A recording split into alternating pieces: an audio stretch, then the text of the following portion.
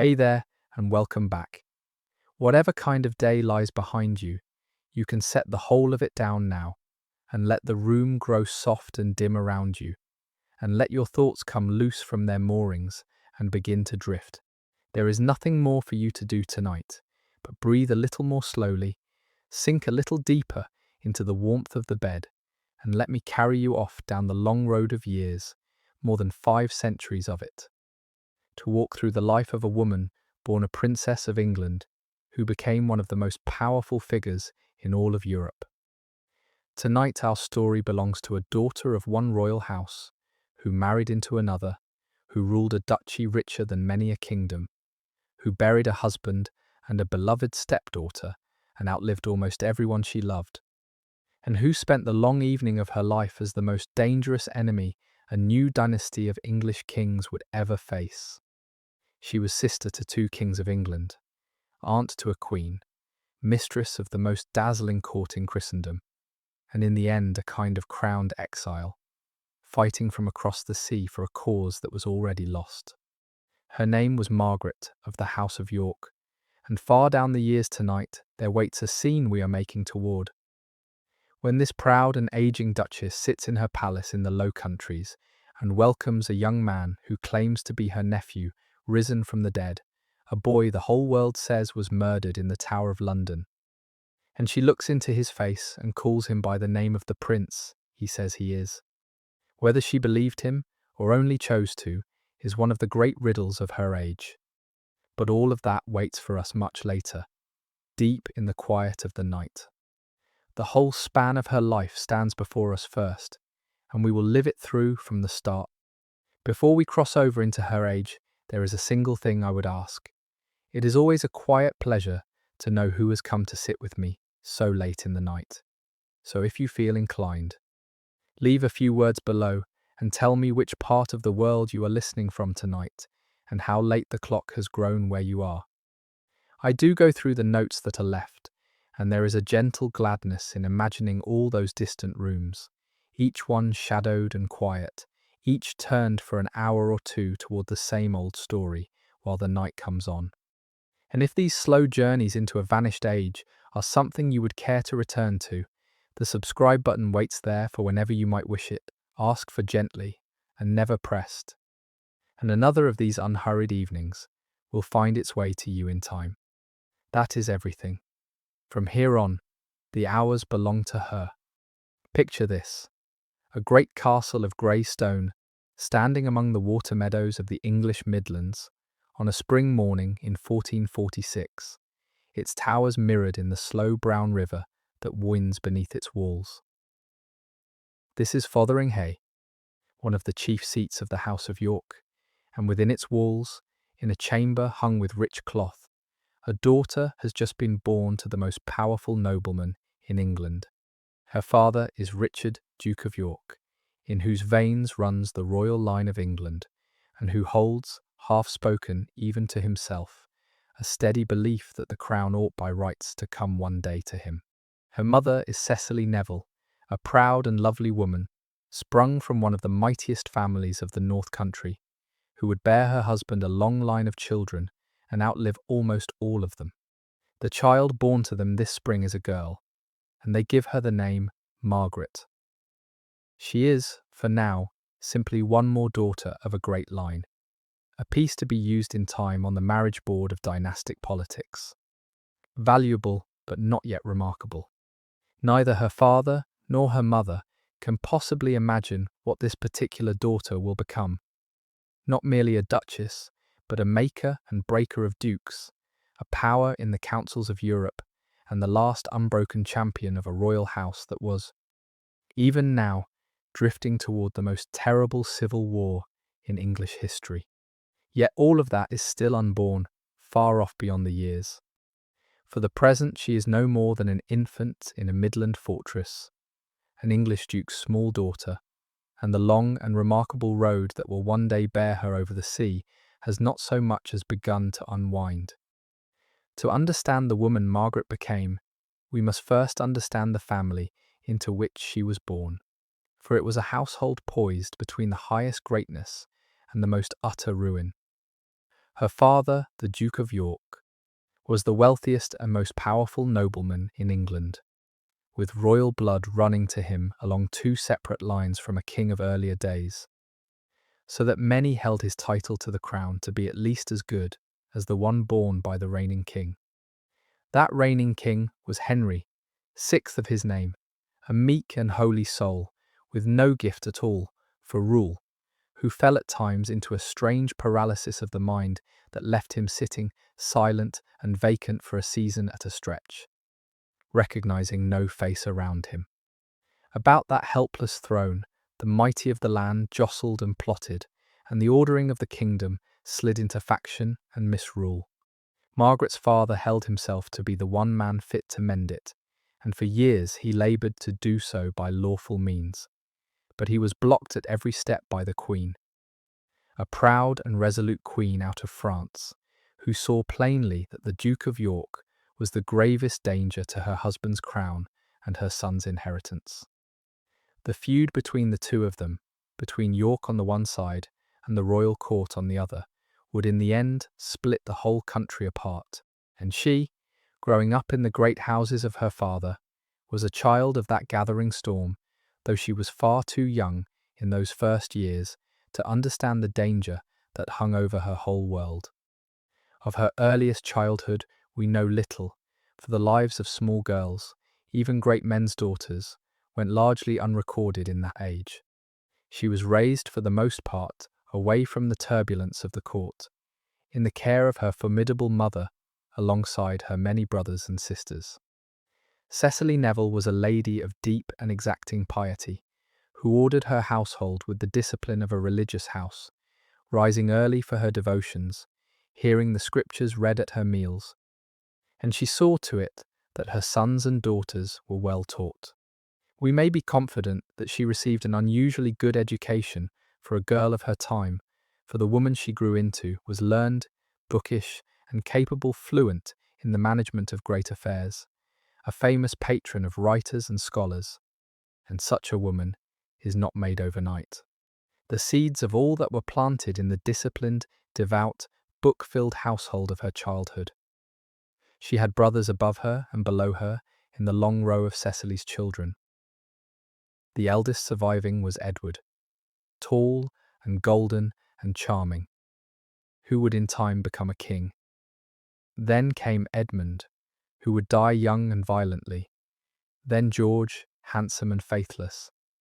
And last of all, born when Margaret was 6, the youngest of them all, Richard, a small dark boy who would grow up to be the most argued over king in all of English history.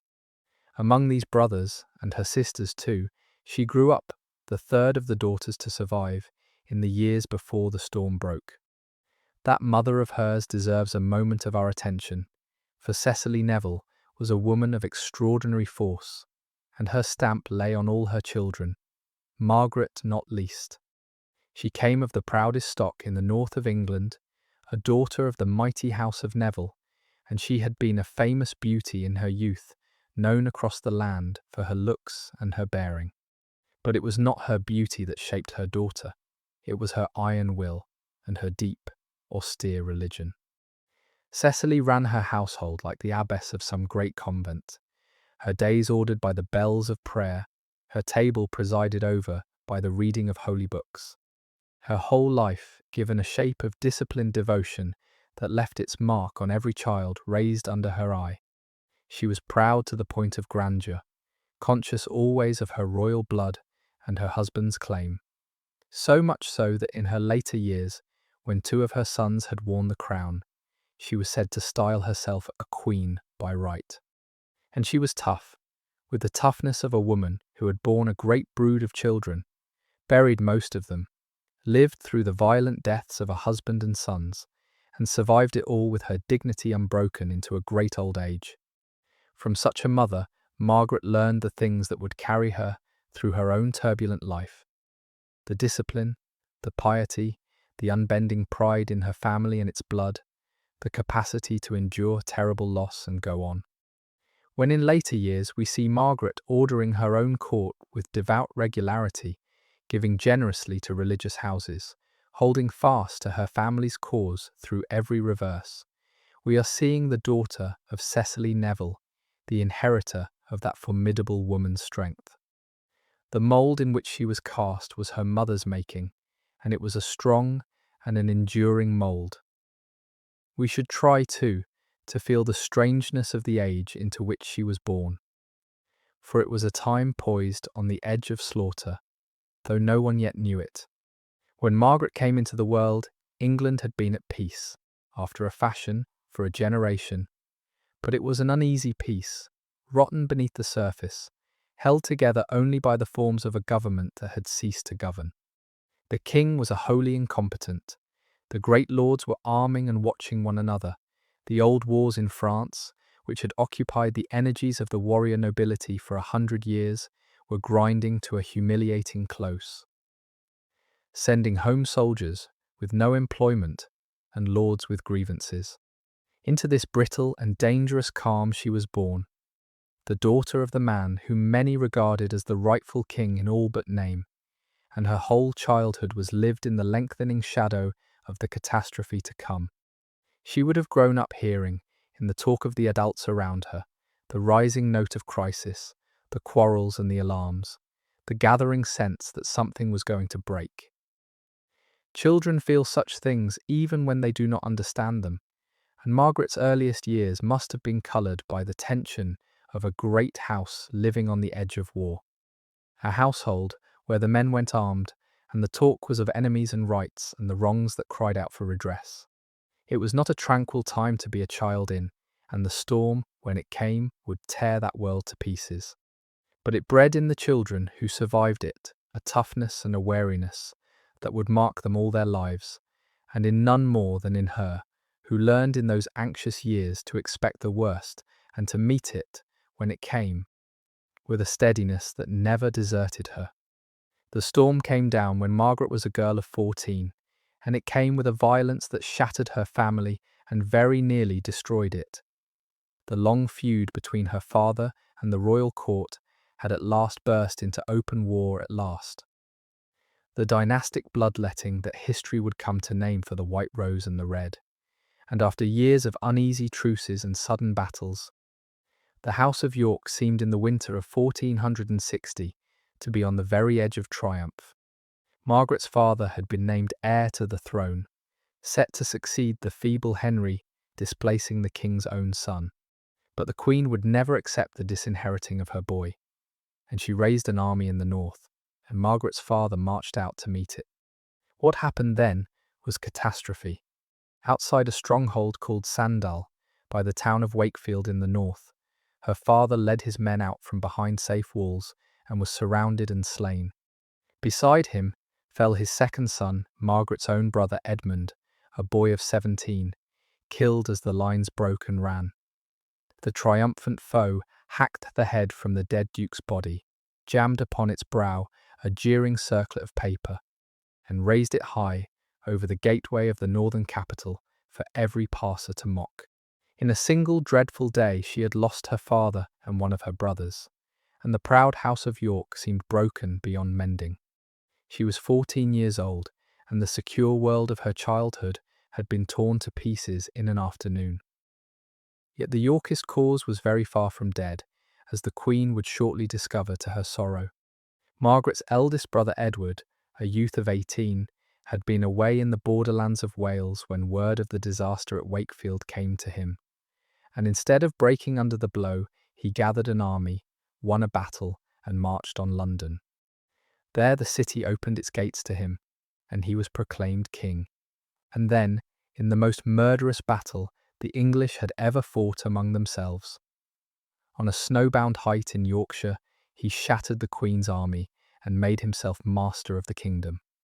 Margaret's brother was now King Edward, fourth of that name, the first of the Yorkist line to wear the crown, and she herself, in a single turn of fortune's wheel, had risen from the orphaned daughter of a slain rebel to the sister of a reigning king. It was a transformation almost beyond imagining. A few months before, her family had seemed broken and her father's cause destroyed. Now her brother wore the crown of England, and she was a princess of the blood, sister to the king. one of the most eligible young women in all of Europe. The change in her circumstances was total, and it lifted her, at a stroke, onto the wide stage of international affairs. For the sister of a king was a valuable piece indeed, a prize to be offered in the high game of dynastic marriage, by which the kingdoms of that age sealed their alliances and pursued their quarrels. She was 15, and her value on the marriage market of Europe had just risen beyond all measure. For the next several years, while her brother fought to secure his new throne, Margaret lived at his court, and we may imagine her there as a young woman of growing accomplishment and presence. She was tall, like all her family, and handsome rather than pretty, with the strong features and the fair colouring of the House of York. She was intelligent, well-read, devout, and she carried herself with the dignity of her rank. At her brother's glittering court, she would have learned the arts a great lady needed: how to carry herself among the powerful, how to manage a household, how to navigate the dangerous currents of a royal court where favour and disfavour could turn on a word. And all the while, in the background, the question of her marriage was being weighed and bargained over, for her brother the king meant to use his sister, as kings use their sisters, to win some great advantage abroad. Several matches were considered and came to nothing. There was talk of a Spanish prince, of others besides. There was even for a time a betrothal to a Portuguese nobleman who had been offered a throne by rebels, but he died before anything could come of it, worn out by illness and disappointment, leaving Margaret once more unwed and available. The years were passing, and she was growing from a girl into a woman, and still no husband had been found for her.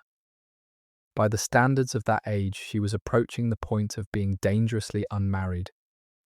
For a princess in her 20s who was still single was a piece not yet played, an asset not yet turned to use.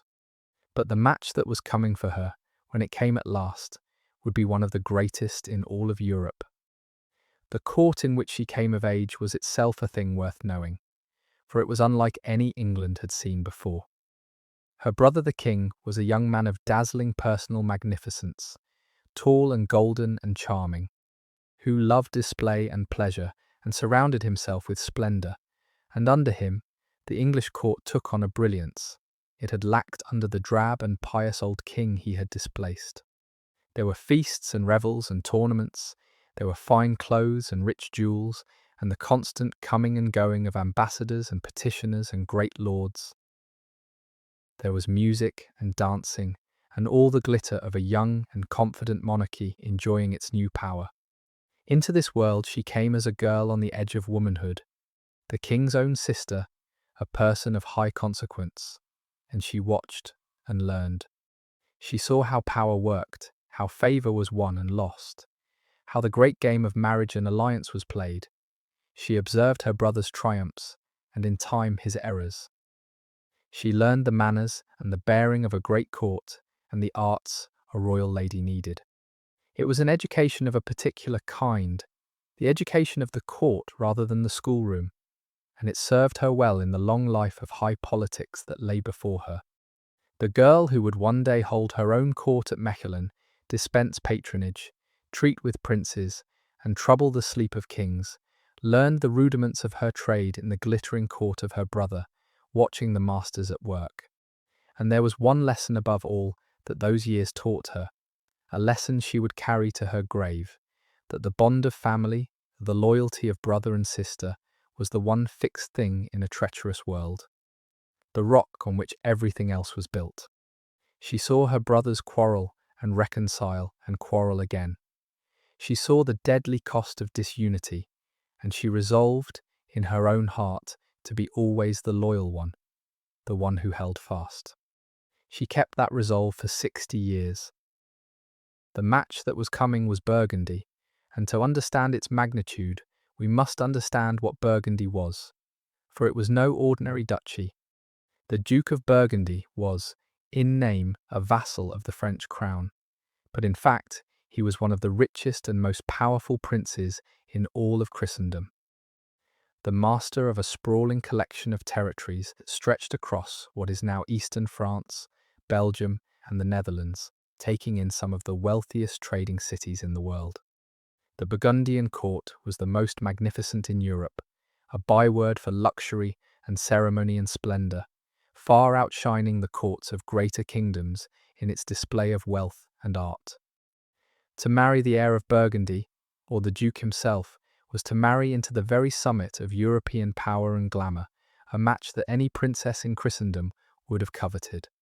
And it happened that the Duke of Burgundy, Charles, called the Bold, was in need of a wife, his second having died, and that an alliance between England and Burgundy suited the policy of both princes, for both had reason to fear and oppose the King of France. So the negotiations began, delicate and prolonged, for such a marriage was a matter of high state, to be weighed and bargained in every particular, and there was opposition, fierce opposition, from the most powerful man in England, after the king himself, the great Earl of Warwick, who had set his heart on an alliance with France instead, and who saw the Burgundian match as the ruin of his whole foreign policy. The struggle over Margaret's marriage became, in fact, one of the opening moves in the long and deadly quarrel that would soon break out between her brother the king and the overmighty earl who had helped to make him. Margaret herself, the prize at the centre of it all, could only wait while the great men disputed her future. But before Burgundy, there had been other possibilities, and one in particular deserves mention, for it shows how Margaret's hand was played and very nearly thrown away in the years before her great match. There had been a scheme to marry her to a Portuguese nobleman, a man of royal blood who had been offered a crown of his own by rebels in a distant land, and for a time this match was seriously pursued. It would have been a respectable marriage, though hardly a brilliant one, and it came to nothing in the end, for the unfortunate prince, worn down by the disappointments and illnesses of his troubled career, died before the thing could be concluded, leaving her once more unwed. There were other names floated too, other schemes that rose and fell as the shifting tides of diplomacy carried them. For the sister of a king was a piece that could be offered in many different games, and her brother weighed her value carefully, unwilling to spend so precious an asset cheaply. The effect of all this manoeuvring was that she remained single well into her 20s, late by the standards of her time, when most great ladies were married off in their teens. There must have been some anxiety in that, both for her and for those about her. For an unmarried princess approaching her middle 20s was a piece dangerously long unplayed, and tongues no doubt wagged about why the king's handsome sister remained without a husband. But the delay, whatever its discomforts, served her well in the end, for it meant that when her match did come, it was no minor Portuguese adventurer or second-rank prince, but the greatest duke in Christendom, the master of the richest court in Europe. The piece had been held back, through accident as much as design, until it could be played for the highest possible stake. And when at last it was played, it made her one of the great ladies of the age. In the end, the Burgundian match prevailed over all opposition, and in the summer of the year 1468, Margaret crossed the sea to be wed. She was 22 years old. The wedding that awaited her was one of the most spectacular events of the entire century, a festival of wealth and pageantry that left all who witnessed it astonished, and that announced to the world the splendour of the union between England and Burgundy. Margaret was married to Charles, Duke of Burgundy, at the town of Damme, near Bruges, and then escorted into Bruges itself for days of celebration, the like of which had rarely been seen. There were tournaments and feasts and processions. There were pageants built on elaborate allegorical themes. The most famous of them centred on a great golden tree hung with the arms of the Duke's many territories.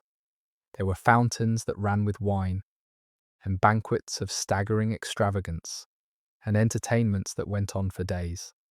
The whole performance was a statement, deliberate and overwhelming, of the wealth and magnificence of the Burgundian state, and Margaret, the English princess at the centre of it, was transformed before the eyes of Europe into the Duchess of Burgundy, mistress of the most luxurious court in Christendom.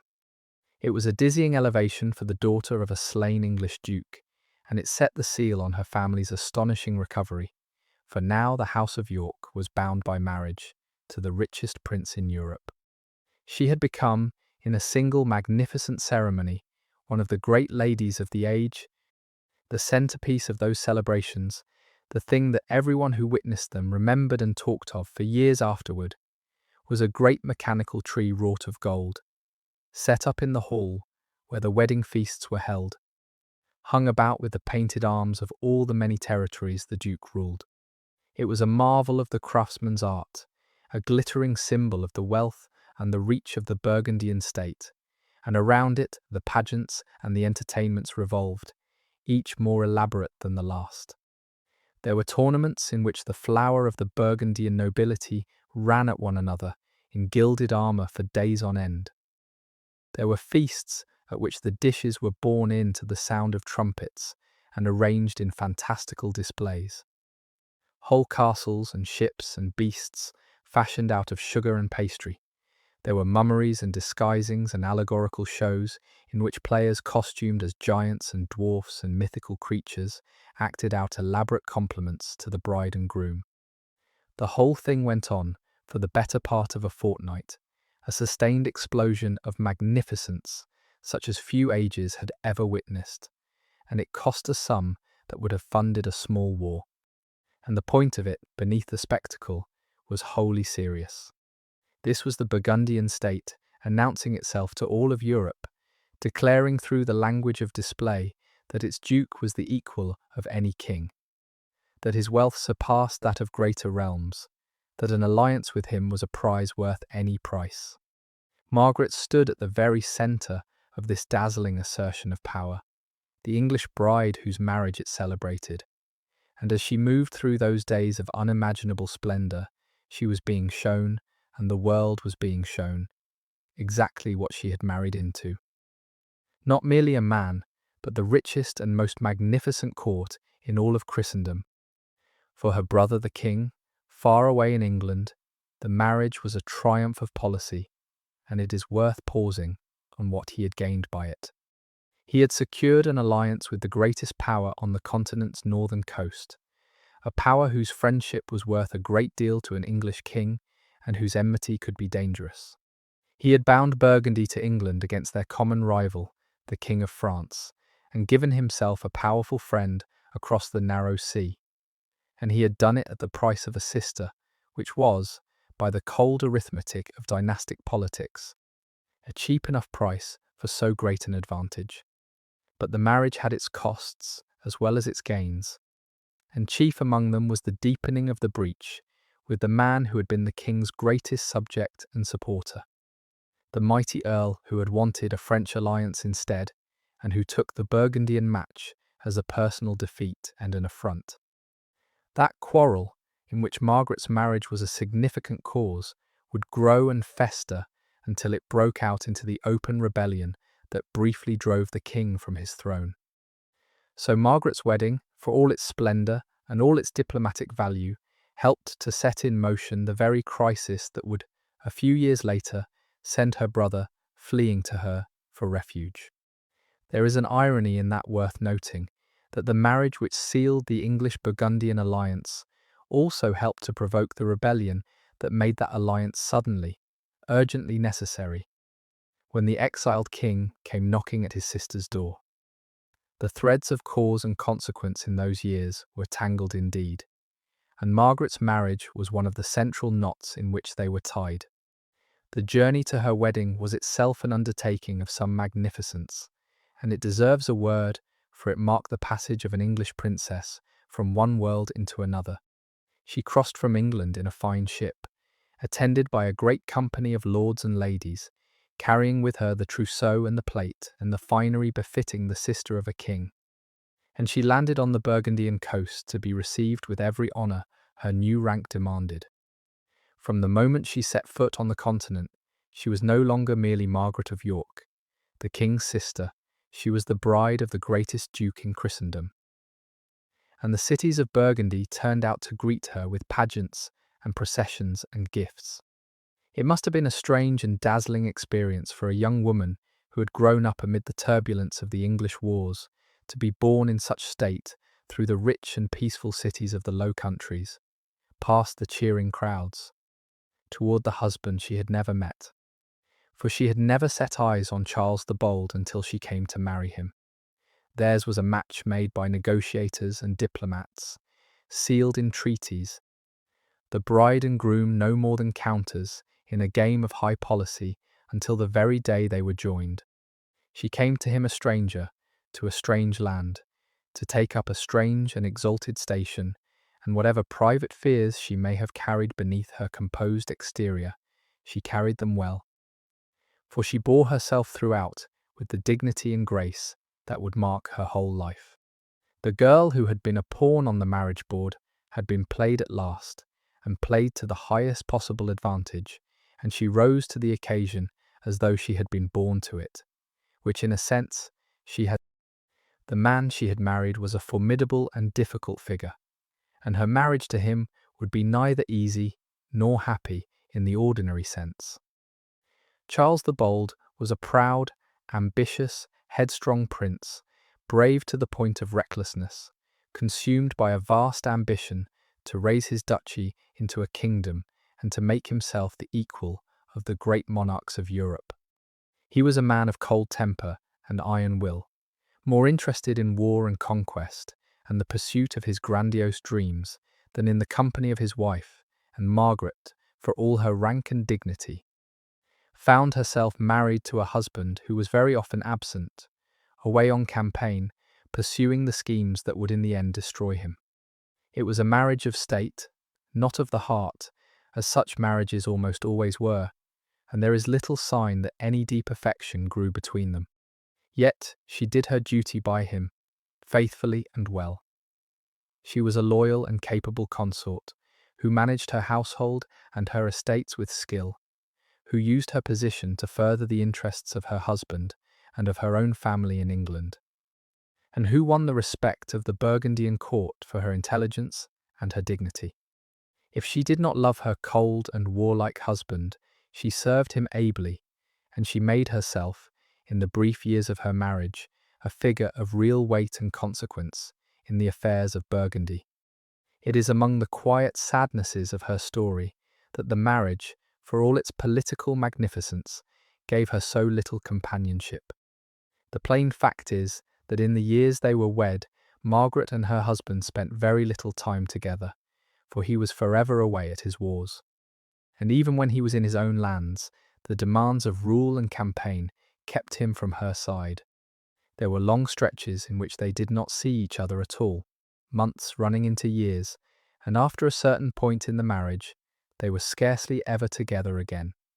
For the Duke's wars swallowed him entirely, and he died still pursuing them. What this meant for Margaret in human terms, we can only guess, for she left no record of her private feelings, as the great ladies of that age seldom did. But we may imagine that it was a lonely station, this marriage to an absent warrior, however exalted the rank it brought her. She was mistress of a magnificent court. Yes, but its master was rarely in it. She had a husband, but one who was forever elsewhere, consumed by ambitions that left no room for the ordinary intimacies of marriage. Other women in her position found consolation in their children, but that consolation was denied her. So she filled the empty spaces of her life as best she could, with the management of her household, with her devotions, with her books, and above all with her stepdaughter, the one being in that foreign land who gave her the warmth of a close human bond. It was not the life she might have dreamed of as a girl, perhaps, but it was the life she had, and she made of it what she could, with the steadiness and the dignity that marked her always. And when the absent husband at last got himself killed in his endless wars, she did not crumble, but rose to the crisis and showed the world that the lonely duchess had a strength in her that no one, perhaps, had quite suspected. One wonders what she made of it all, this English girl set down in the most magnificent court in Europe and married to its cold and warlike master. The girl had been raised in the turbulence of the English wars, in a country that must have seemed, beside the polished splendour of Burgundy, rough and provincial and poor. Now she found herself the mistress of a court that was the envy of kings, surrounded by a luxury and a refinement her homeland could not match, addressed with every honour, dressed in the finest stuffs the looms of Flanders could produce. It must have been, in its way, intoxicating, and yet there is no sign that it turned her head or made her forget who she was. Through all that splendour she remained at the core what she had always been, a daughter of York, proud of her blood and loyal to her family, an Englishwoman in a foreign land. She learned the ways of Burgundy, served its interests, came to love its culture and its faith. But she never ceased to be what her birth had made her. And when her English family fell into trouble, it was to their aid that she flew, without hesitation, whatever the cost to her adopted country. There is something admirable in that steadiness of identity, that she could be transplanted into so different a world, rise so high in it, embrace so much of it, and yet keep unbroken the thread that bound her to her origins. Many a person, so elevated, so dazzled, would have been remade by the experience, would have become wholly Burgundian and forgotten the rough island they came from. She never did.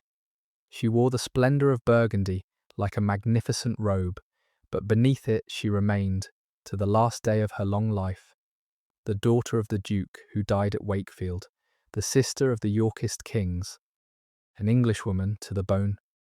And yet we should not imagine that she pined for England, or thought of her life abroad as an exile in the unhappy sense, for there is no sign that she did.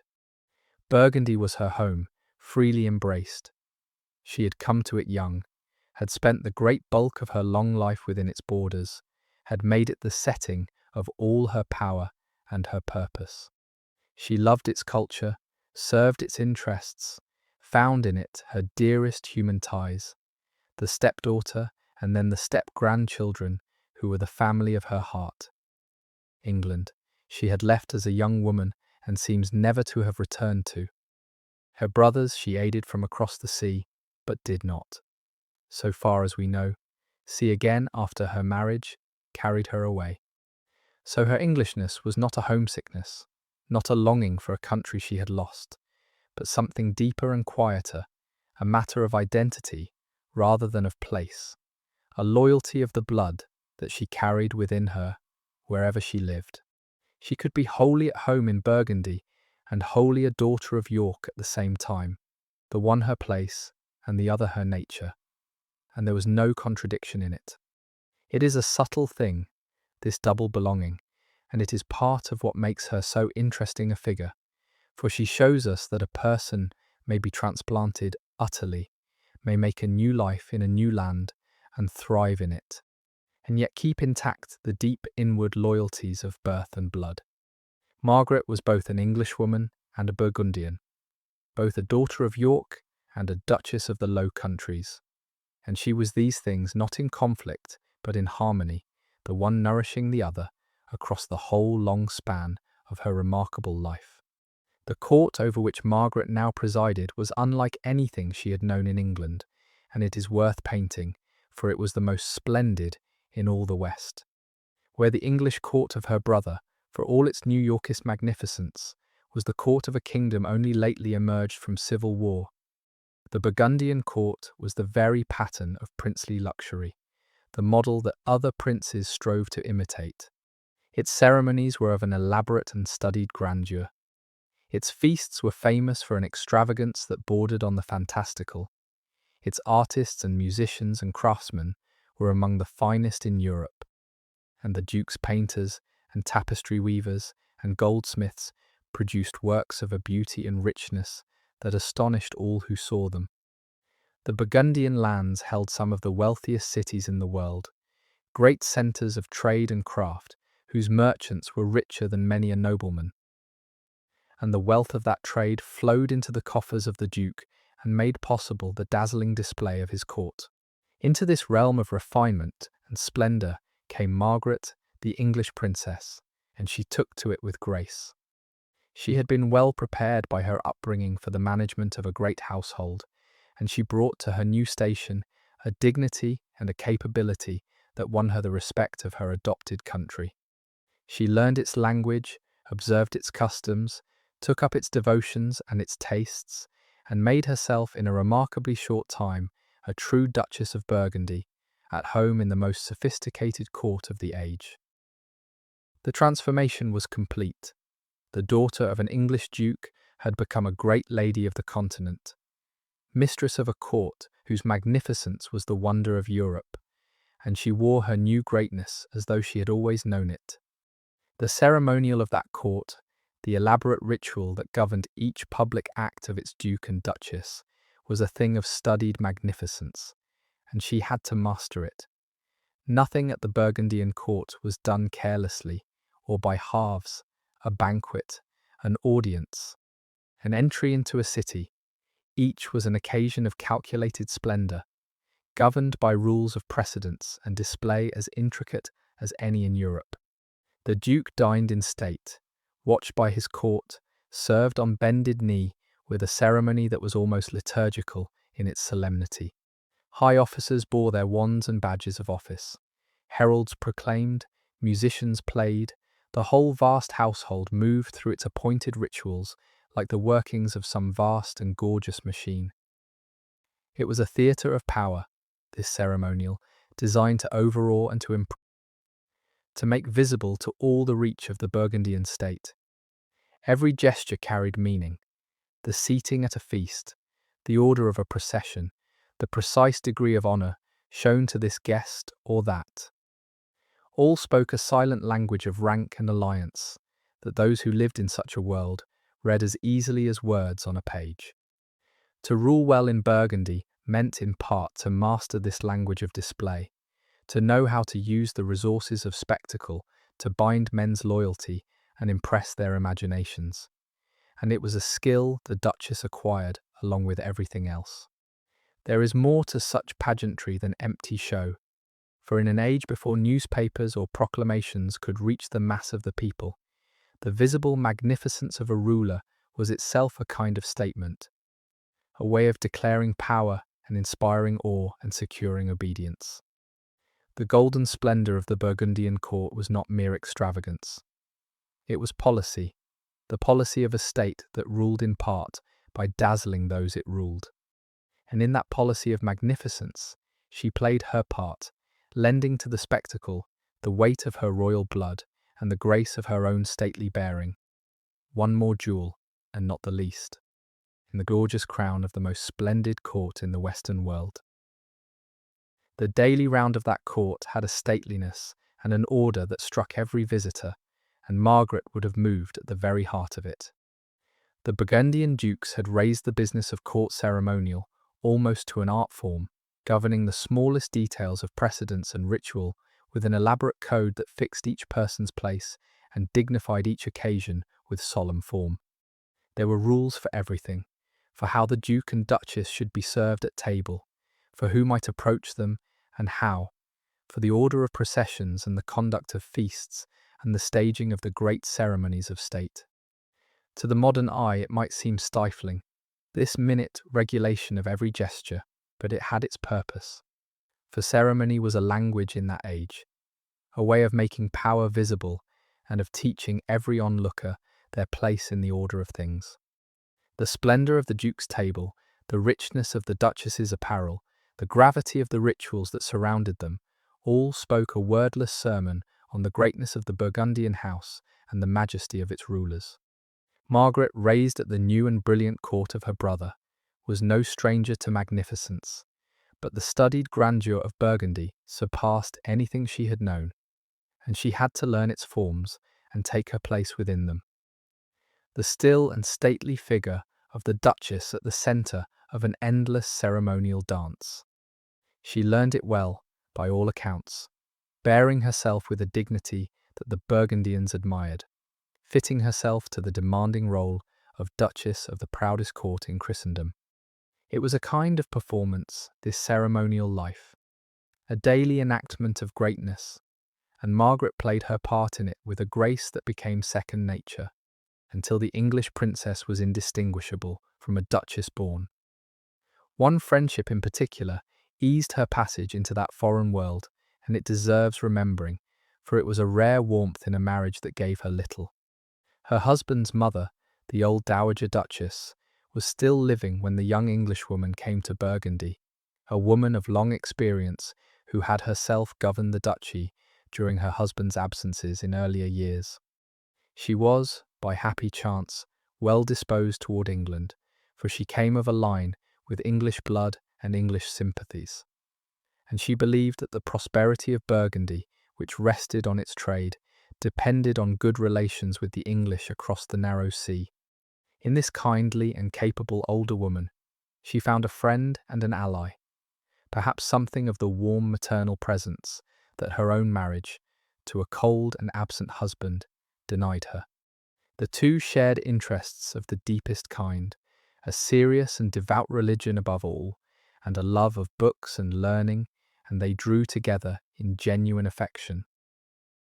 The elder Duchess took the young Englishwoman under her wing, smoothed her way in the unfamiliar court, shared with her the hard-won wisdom of a lifetime spent at the summit of Burgundian affairs.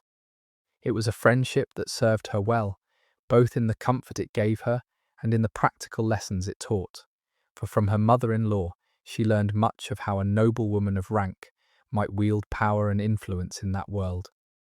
Lessons she would put to formidable use in her own later widowhood.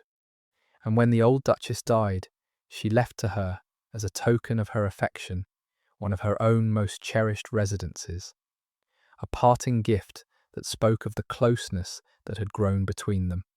It is pleasant to record, amid so much hard politics and cold calculation, this warm bond between the two of them, the elder Duchess and the young, drawn together across the difference of years and countries by shared faith and mutual regard.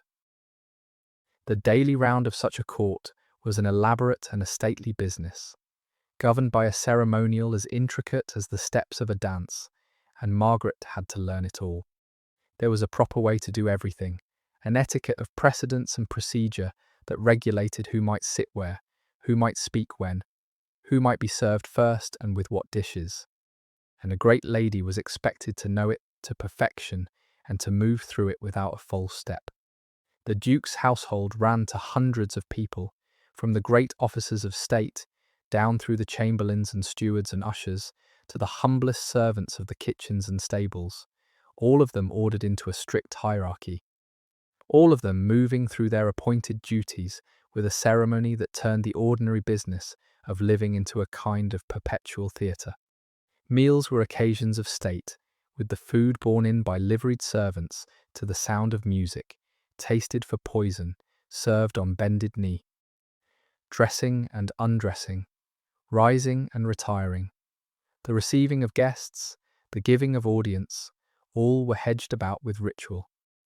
To an English princess, even one raised at her brother's increasingly splendid court, the sheer elaboration of Burgundian ceremony must at first have been bewildering, and it speaks to her quickness and her poise that she mastered it so well. Becoming in a short time a duchess who could preside over the most ceremonious court in Europe as though she had been bred to it. It was not mere empty show, this ceremony, though it could seem so to a modern eye. It was the visible expression of order and degree, the outward sign of the Duke's greatness and the dignity of his house. And to manage it gracefully was a real and a valued skill. She had it. She moved through the golden theatre of the Burgundian court with the assurance of one born to greatness, and she made herself, in that most demanding of settings, a figure of unquestioned dignity and command.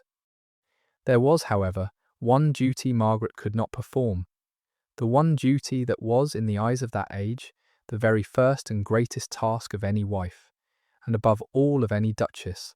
She bore no child. The chief purpose of a dynastic marriage was the production of an heir, a son to carry on the line, and in this Margaret failed, through no fault that anyone could name. Year followed year, and no child came. She made pilgrimages to holy shrines, praying for the gift that never arrived. She must have felt keenly the weight of expectation and the sting of disappointment. For a childless duchess was a duchess who had not fulfilled her highest function. It was, by the cruel reckoning of the time, a kind of failure, and it might have left her a marginal and pitied figure, a barren wife set aside in the councils of the duchy. That it did not, that Margaret instead became one of the most important figures in the whole history of Burgundy, is a testament to the strength of her character and the breadth of her gifts. For if she could not be a mother to a child of her own body, she would become something else instead. Something in the end more remarkable, a mother to her husband's own daughter, a guide and protector to a whole dynasty, and the saviour, in its hour of greatest peril, of the Burgundian state itself. The childlessness that might have diminished her became by a strange turn the space in which her true greatness would unfold. But that lay ahead. For now, she was simply the duchess who had borne no heir, doing her duty in a difficult marriage and awaiting, all unknowing, the catastrophe that would summon forth every reserve of her hidden strength. We should not imagine, from her childlessness, that Margaret was a cold or an untaternal woman, for the very opposite was true, and the great love of her later life would be poured out upon one not her own. The maternal feeling that found no outlet in offspring of her body was not extinguished by that disappointment. It was merely redirected, and it fastened, with all the strength of a thwarted instinct, upon her stepdaughter Mary. The girl was about 11 when Margaret came to Burgundy, the only daughter of Charles the Bold by an earlier marriage, motherless, the heiress to all her father's vast inheritance. Between the young duchess and her stepdaughter there grew, over the years, a bond of real and deep affection, the kind of bond that is not always found even between natural mothers and their daughters. She took the girl under her wing, guided her, taught her, loved her, and Mary in turn came to look upon her stepmother with a trust and an affection that would prove, in the testing years to come, one of the firmest things in both their lives. There is something touching in it, this love between the childless duchess and the motherless girl, each supplying what the other lacked, and it would have consequences far beyond the private happiness of the two women, for it was the love between them, and Mary's trust in her, that would in the crisis of later years allow the older woman to guide the younger through the gravest dangers and so to save the Burgundian state. The childlessness that seemed at the time a misfortune, even a failure, opened the way to a relationship that would prove one of the most consequential of Margaret's life. She was not a mother in the narrow sense, but she mothered a duchess, and through her, a dynasty. What manner of woman was she, then, behind the titles and the policies and the long catalogue of her deeds? We must build our picture from glimpses, for she left no record of her inner world, as the great of that age rarely did, and we see her mostly through her actions and through the eyes of those who dealt with her. But the picture that emerges is consistent and clear. She was first of all formidably intelligent, with a mind quick and capable enough to master the intricate politics of two countries and to hold her own among the cleverest men of her age. She was strong-willed and tenacious, a woman who, once set upon a course, pursued it with a persistence that her enemies found exhausting and her friends found magnificent. She was devout, with a deep and serious religion that ordered all her days, and that was no mere outward show, but a genuine and sustaining faith. She was loyal beyond the ordinary measure, faithful to her family and her friends and her causes, with a constancy that did not waver, even when all reason said it should. And she was proud, conscious always of her royal blood and her exalted station, carrying herself with the dignity of one born to greatness and raised to expect it. These were the qualities that carried her through a life of extraordinary turns, from English princess to Burgundian duchess to dowager power to the last great enemy of a new dynasty. They were not always comfortable qualities. The strength could harden into ruthlessness. The loyalty could turn into a cold disregard for the cost of her schemes. The pride could stiffen into an unbending refusal to accept defeat. but they were the qualities of a great and a formidable woman, and they make her, across the gulf of 5 centuries, one of the most vivid and compelling figures of her turbulent age. If we must choose one thread above all others to follow through the labyrinth of her character, it should be loyalty, for that was the key to the whole of her. Everything she did that was greatest, and everything she did that was hardest flowed from the same deep spring, an unbending faithfulness to the people and the causes that had a claim on her. She was loyal to her birth family, the House of York, with a constancy that outlasted the house itself and drove her into a quarter-century of doomed struggle. She was loyal to her adopted family, the House of Burgundy, serving its interests and saving its inheritance and raising its heirs with a devotion as fierce as any she gave to her own blood. She was loyal to her stepdaughter, to her step-grandchildren, to her friends, to her faith.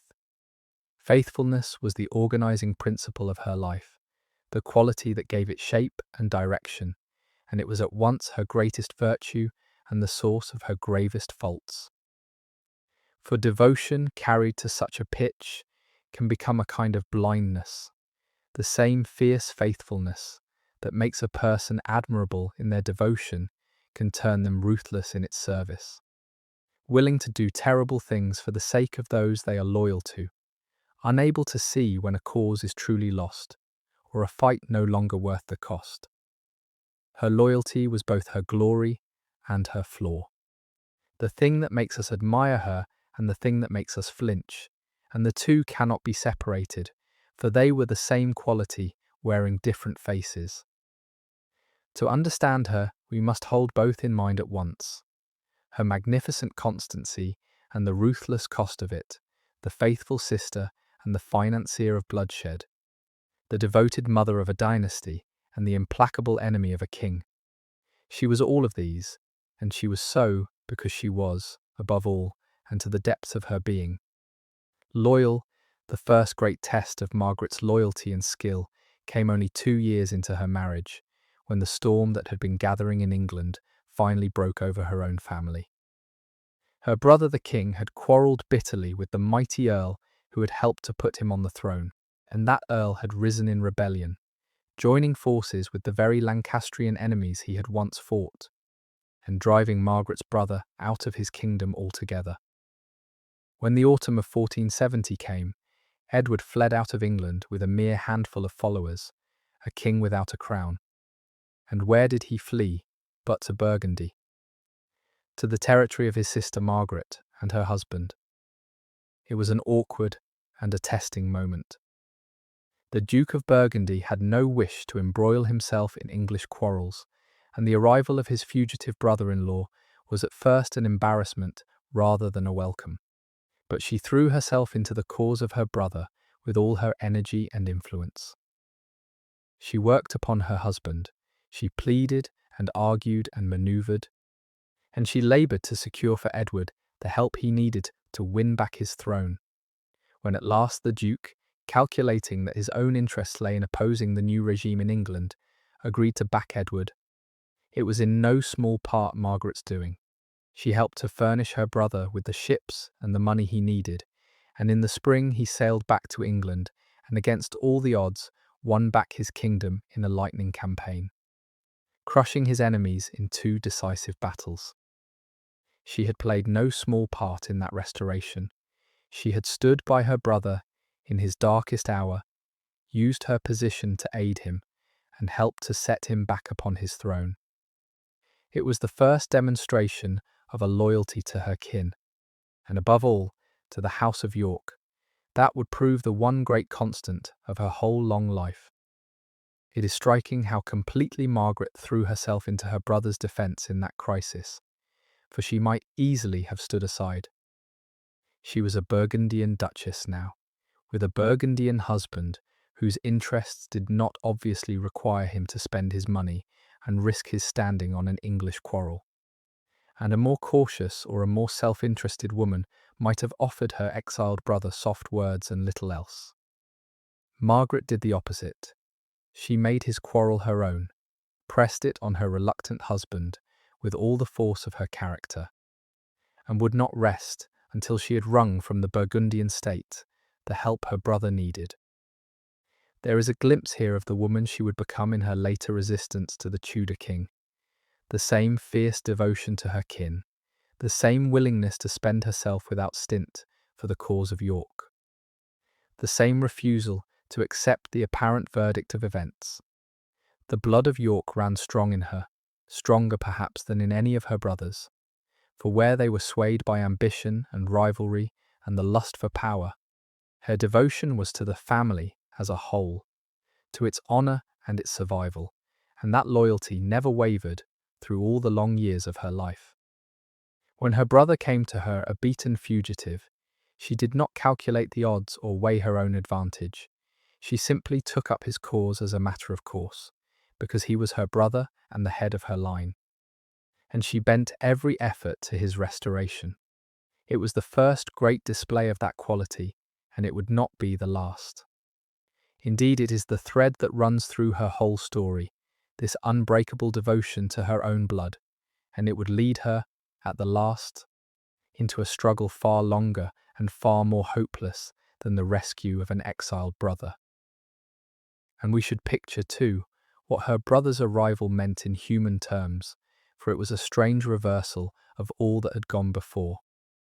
Here was Edward, the Golden King, the brother who had risen so high, who had won his crown in blood and worn it in splendour for nearly a decade, arriving on her doorstep, a beaten and penniless fugitive, driven from his kingdom with only a handful of loyal men, dependent on the charity of others for his very survival. The mighty had fallen indeed, and it fell to her, the sister married off to a foreign duke, to take him in and shelter him and work for his restoration. There is a poignancy in that meeting of brother and sister across the sea, the king without a kingdom, and the duchess who had not seen her homeland in years. Thrown together by catastrophe, she did not fail him.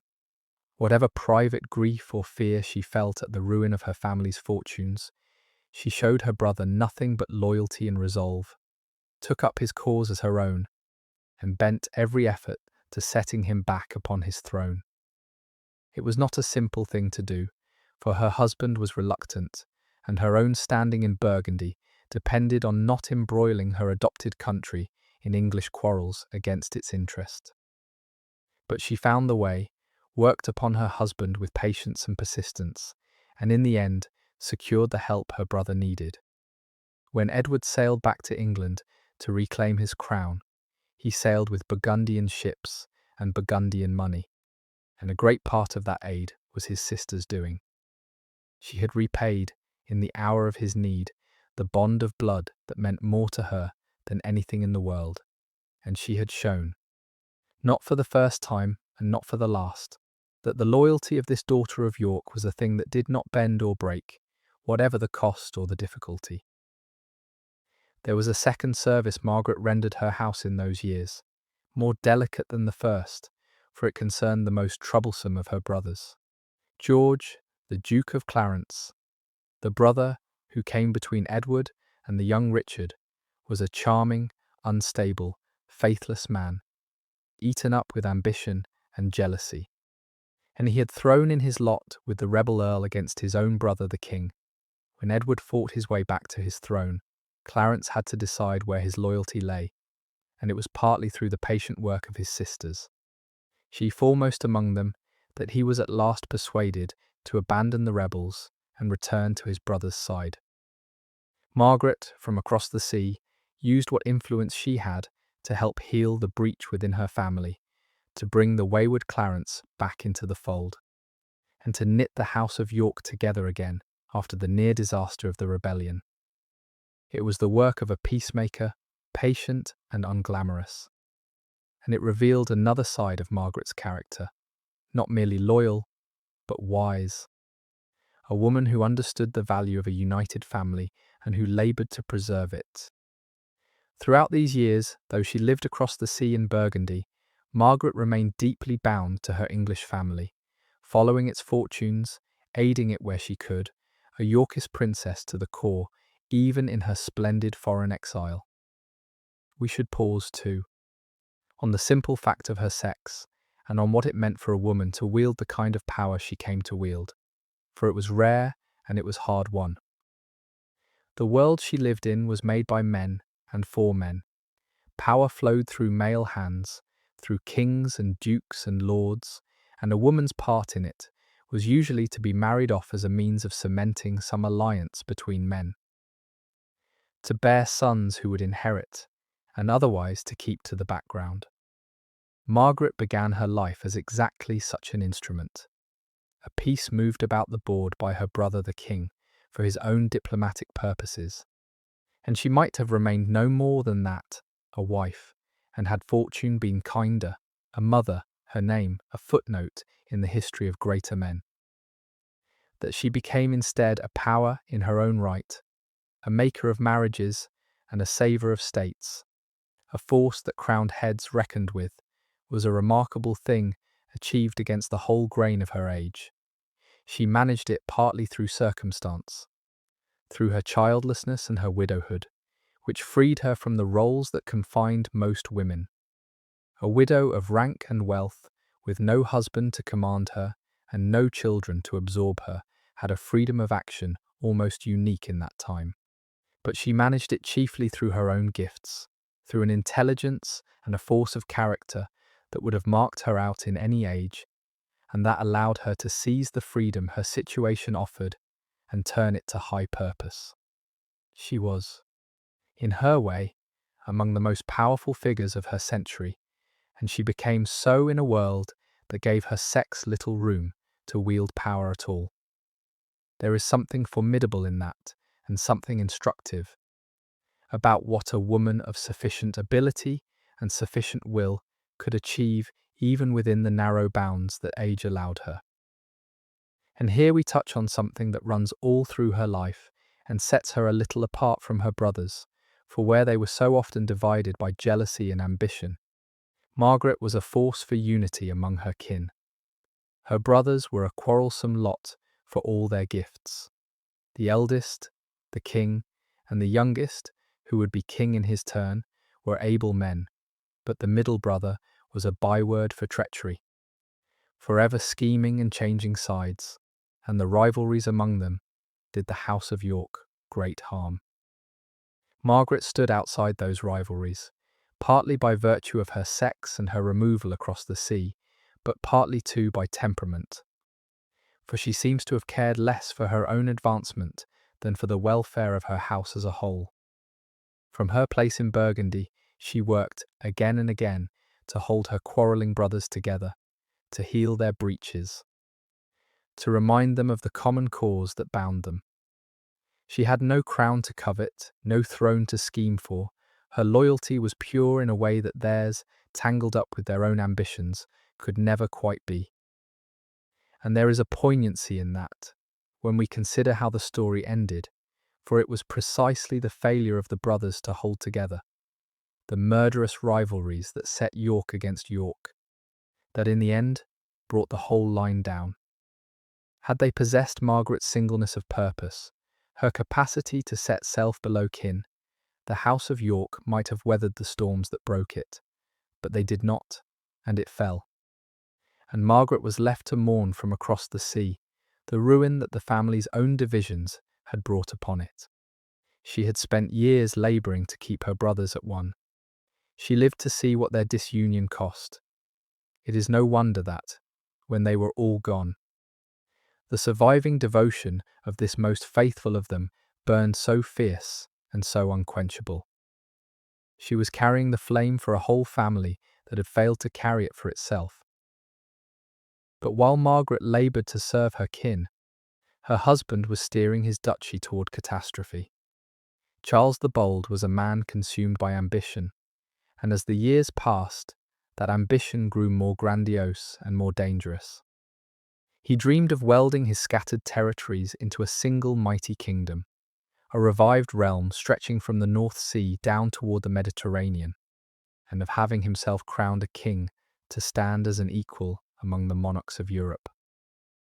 To pursue this dream, He made war almost ceaselessly against the French king, who was his great rival, against the Swiss, against the Duke of Lorraine, against anyone who stood in the path of his ambition.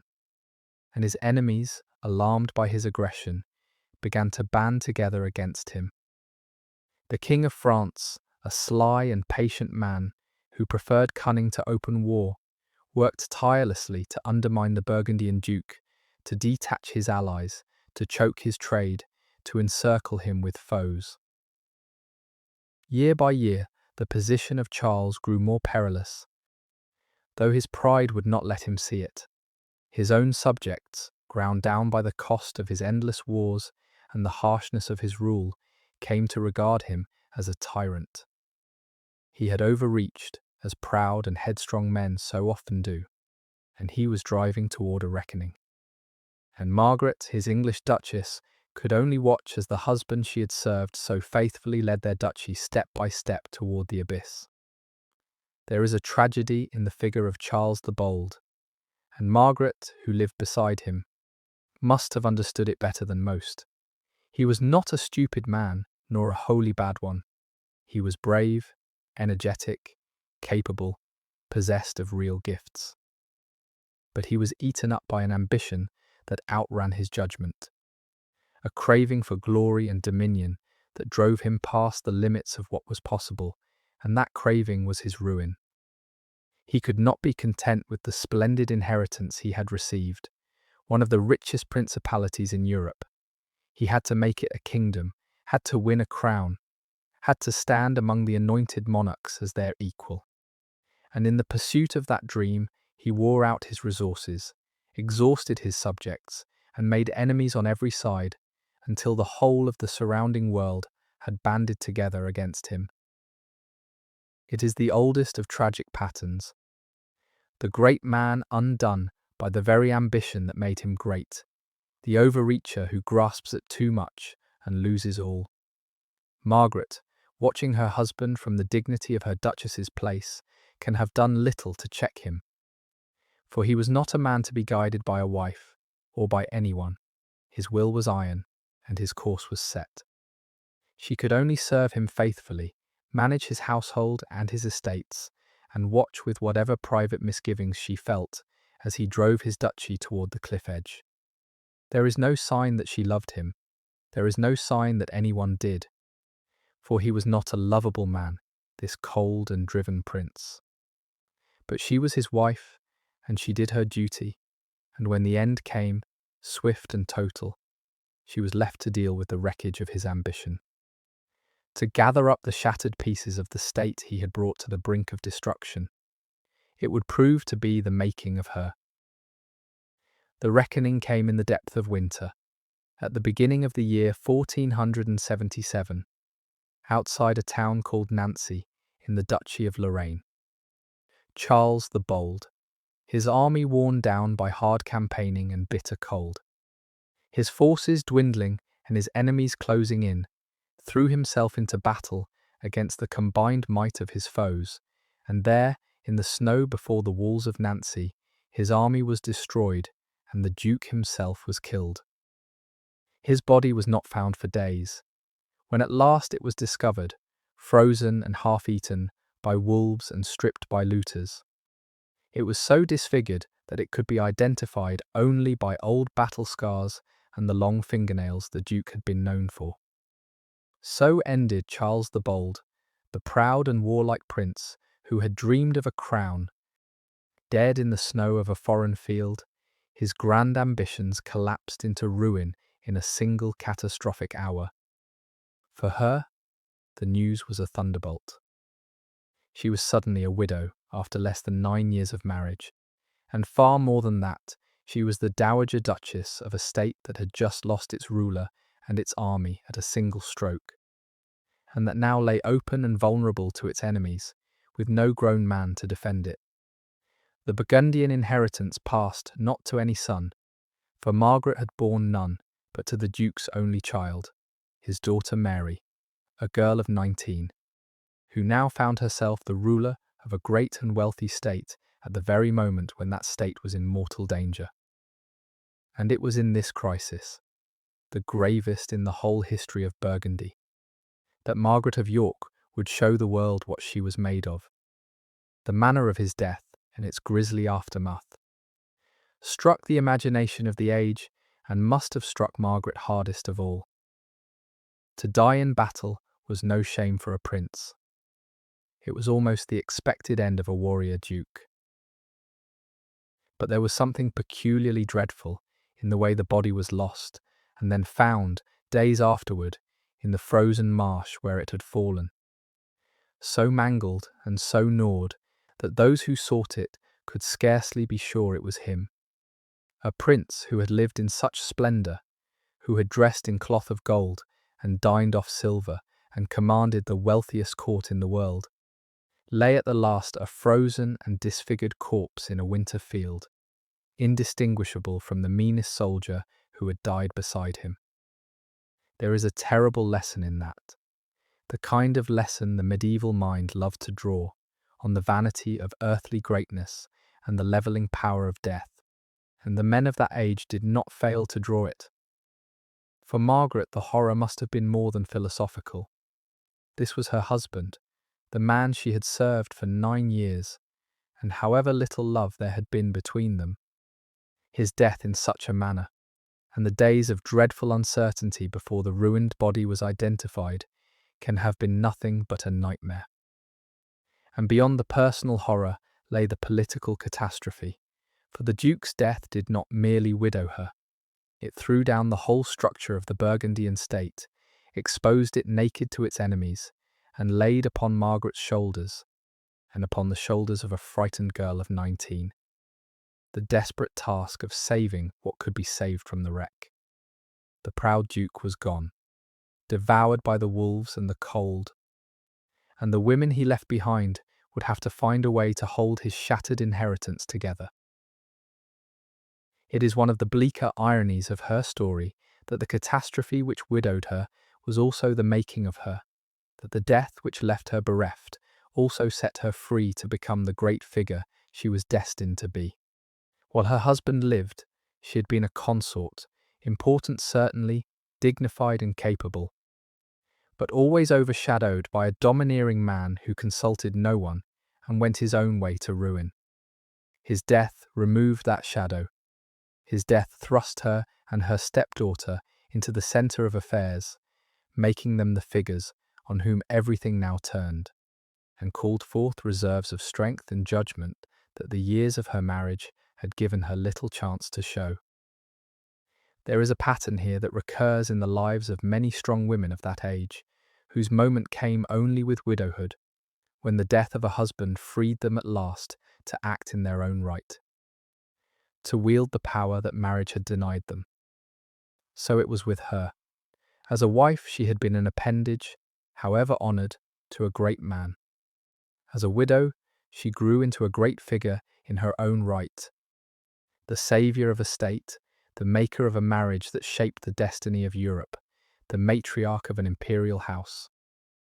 The cold and warlike husband, who had given her so little in life, gave her by his death the one thing she most needed to become herself.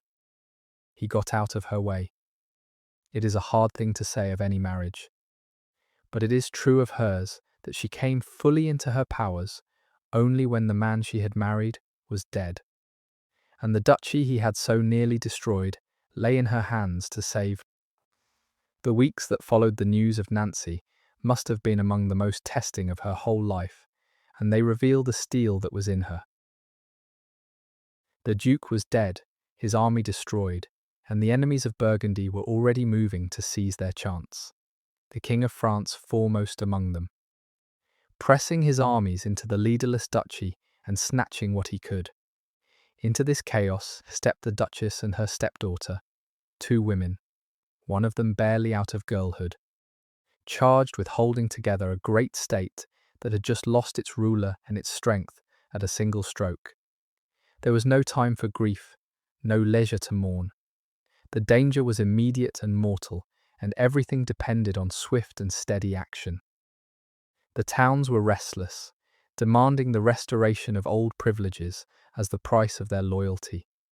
The nobility was uncertain, looking to see which way to jump. The French were advancing, and the whole structure of the Burgundian state, so magnificent in its prosperity, trembled on the edge of collapse. That it did not collapse, that Burgundy survived the catastrophe of its duke's death, and came through, battered but intact, into the safe harbour of the Austrian marriage, was due in very large part to the two women who held the centre while the storm raged around them. And of the two, it was the elder who brought the experience and the steady judgment that the crisis demanded, who stiffened the resolve of the frightened girl beside her, who saw what had to be done and helped to do it. It was her finest hour, that desperate season, the moment when all her gifts were called forth at once and met the test. The consort who had stood so long in her husband's shadow proved, when the shadow was removed, to be the strongest figure left standing in all of Burgundy. For the death of Charles the Bold had thrown open the whole question of Burgundy, and the wolves were already gathering. The King of France, the old enemy, seized the moment to pounce, marching his armies into the Burgundian lands, claiming territories, pressing his advantage against the unprotected duchess. From every side came pressure and danger, and at the centre of it stood the 19-year-old Mary, Margaret's stepdaughter, a girl utterly unprepared by her sheltered upbringing for the storm that had burst upon her. It was here that Margaret proved invaluable. Though Mary was not her own child, the two had grown close in the years of Margaret's marriage. And now, in the crisis, Margaret became her chief support and counsellor, the steady, experienced head beside the frightened girl. The most urgent question was Mary's marriage, for the unmarried duchess was the greatest prize in Europe, and whoever married her would become the master of Burgundy. Suitors and schemes came thick and fast. The King of France pressed the claims of his own son. A child of 7, others advanced themselves. The pressure on the young duchess to choose, and to choose in a way that would save her inheritance, was immense. And it was Margaret, drawing on her own hard-won understanding of the marriage game in which she had herself been a piece, who guided Mary toward the choice that would preserve the Burgundian state. She counselled Mary to marry Maximilian of Austria, the son of the Holy Roman Emperor, a young man ambitious and capable enough to defend Mary's inheritance against the French. It was shrewd advice, and Mary took it. The marriage of Mary and Maximilian, brought about in no small part by Margaret's counsel, took place in the summer of 1477, and it proved the salvation of Burgundy. For it brought the young duchess a husband able to defend her against the predatory King of France, and it bound the Burgundian inheritance to the rising power of the House of Austria, the Habsburgs, who would in time become the greatest dynasty in Europe. It was a momentous match, with consequences that would echo for centuries, shaping the politics of the whole continent, and Margaret had been the chief architect of it. In the hour of Burgundy's greatest peril, the childless English duchess had stepped forward, by her wisdom and her steady nerve, helped to save the state from dismemberment. It was a remarkable achievement, and it transformed her from a marginal figure, the barren widow of a dead duke, into the indispensable matriarch of the Burgundian house, the wise counsellor at the centre of affairs. Mary, in gratitude, saw to it that her stepmother received in full the dower lands and revenues that were her due, so that she became a wealthy and independent woman, mistress of her own estates and her own court.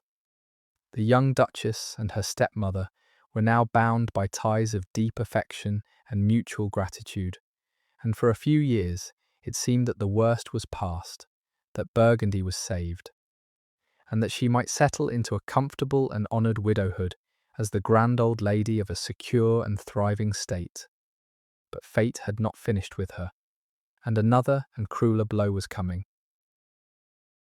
It is worth pausing to weigh just how much hung on the advice Margaret gave in those desperate weeks, for everything hung in the balance. and a lesser counsellor might have ruined it all. The young duchess was besieged by suitors, and by the men who pressed each suitor's claim, and every choice carried its own grave perils. To marry the French king's son would have been to deliver Burgundy into the hands of its greatest enemy, the very power that was even then tearing at its borders. To marry some lesser prince might have brought a husband too weak to defend the inheritance against the French wolves. The choice of Maximilian was the choice of strength, of a husband backed by the imperial house, ambitious and capable enough to hold what was left of Burgundy against its foes, and it was Margaret.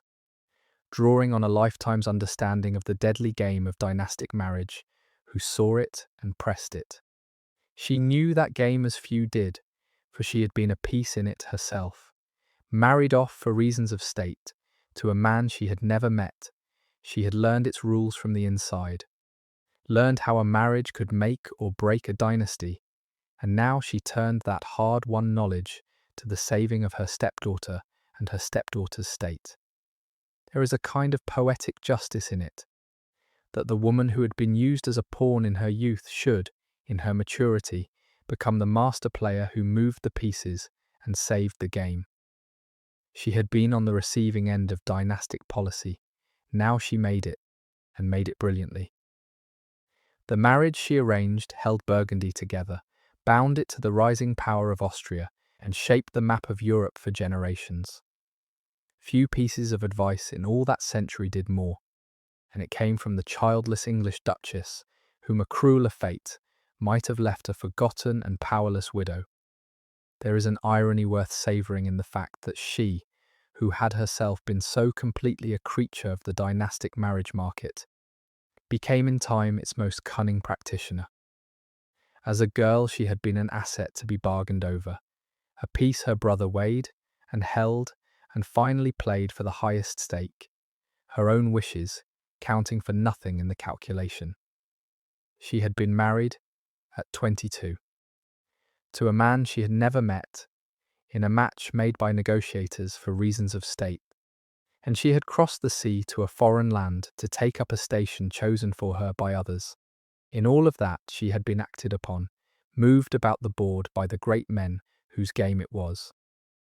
And yet out of that experience of being a pawn, she drew a profound understanding of how the game was played, an understanding she would later turn to the saving of her stepdaughter and the shaping of an imperial future.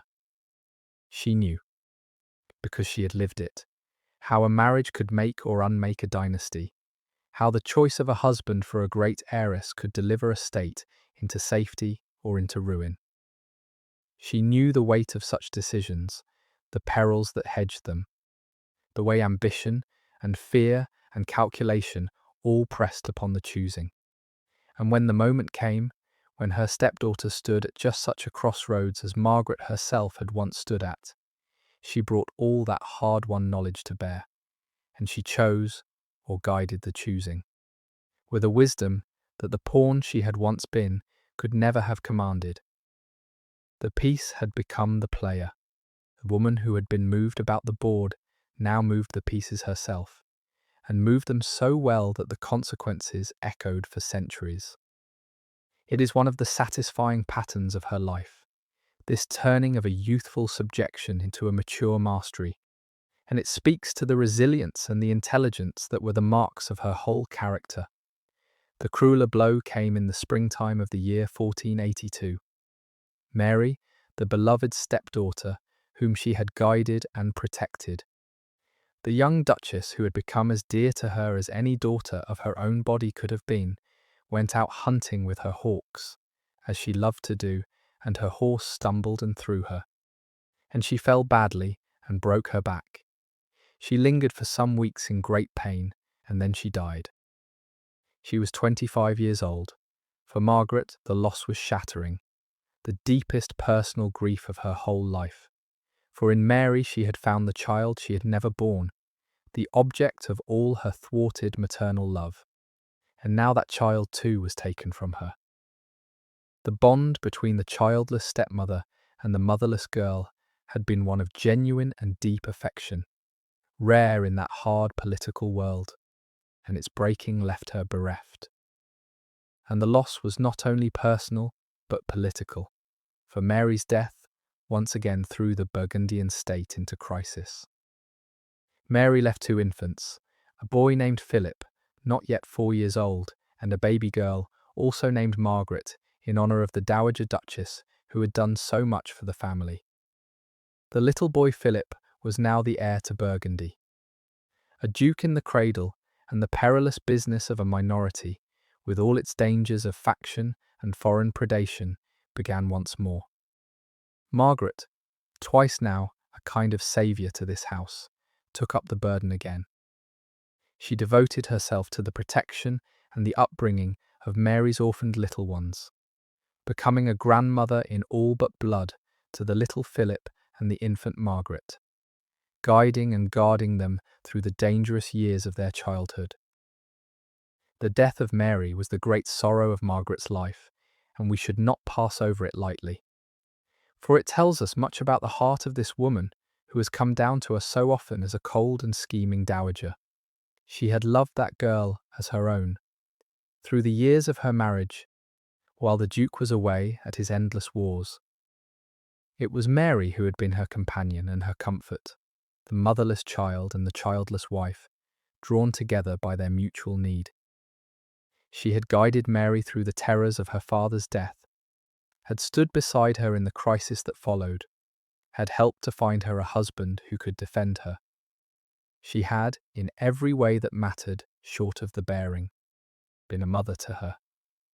And now, in a single dreadful accident, she was gone, her back broken in a fall from a horse, dead at 25, leaving two infants and a grief-stricken stepmother behind. There is no reckoning the private anguish of that loss, but we may be sure it was deep, for the bond had been deep, and Margaret was a woman of strong and faithful affections beneath her composed exterior. The cold dowager of legend, the scheming duchess who financed impostors and troubled the peace of kingdoms, was also this: a woman who had loved a motherless girl as her own daughter and been broken by her death. We do her a disservice if we remember only the political schemer and forget the grieving stepmother, for the two were one and the same, and the grief was as real as the schemes.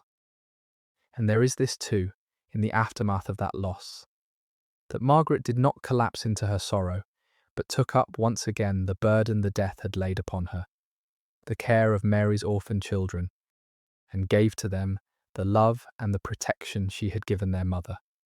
The maternal devotion that had fastened first upon Mary now passed to Mary's children, and Margaret became, in her grief, a grandmother to a whole dynasty.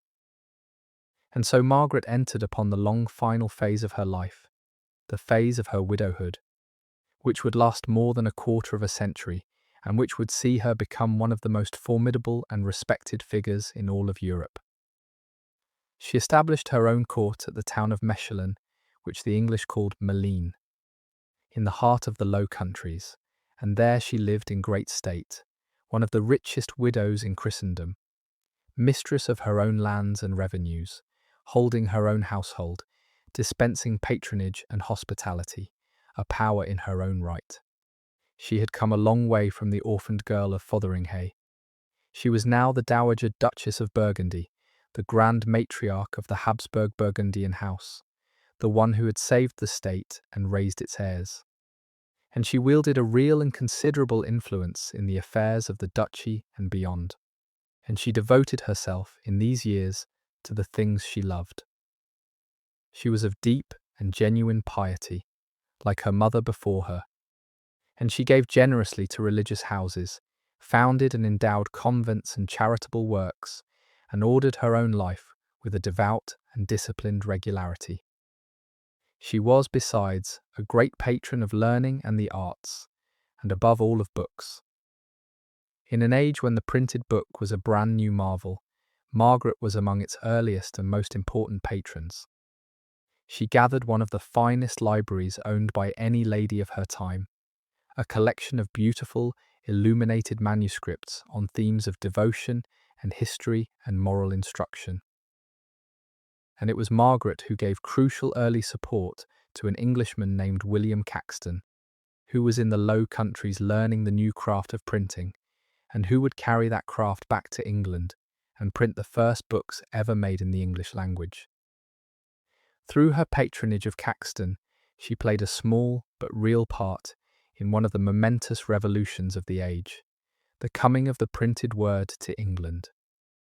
It is worth lingering on the Englishman and what he owed her, for the debt was real and its consequences immense. He was a merchant of Kent who had spent long years in the Low Countries in the wool trade, and who had grown fascinated in his middle age by the new German craft of printing, with movable type, then spreading through the cities of the continent. In the Burgundian lands he learned the craft, and it was there, under the patronage and encouragement of Margaret, that he produced the first books ever printed in the English tongue, translations he had made himself, dedicated in their pages to the lady who had supported his work. Then he carried the craft home. He set up his press in the precincts of the great abbey at Westminster and began to print in English for an English readership the books that would help to shape the language and the literature of his country for centuries to come. The tales of the old knights, the histories, the works of devotion and instruction, the poetry of the great makers who had written in English in the generations before him, all began to pour from his press. No longer copied laboriously, one at a time by hand, but multiplied by the hundred. Carried out into the world to be owned and pored over by people who could never have afforded a manuscript. It was one of the hinges on which the history of the English mind turned, the moment when the printed book came to England, and behind it, at its beginning, stood her encouragement and her patronage. She could not have foreseen all that would flow from it, but she had grasped, earlier than almost anyone of her rank, that something important was stirring in the workshops of the printers, and she had lent it her support.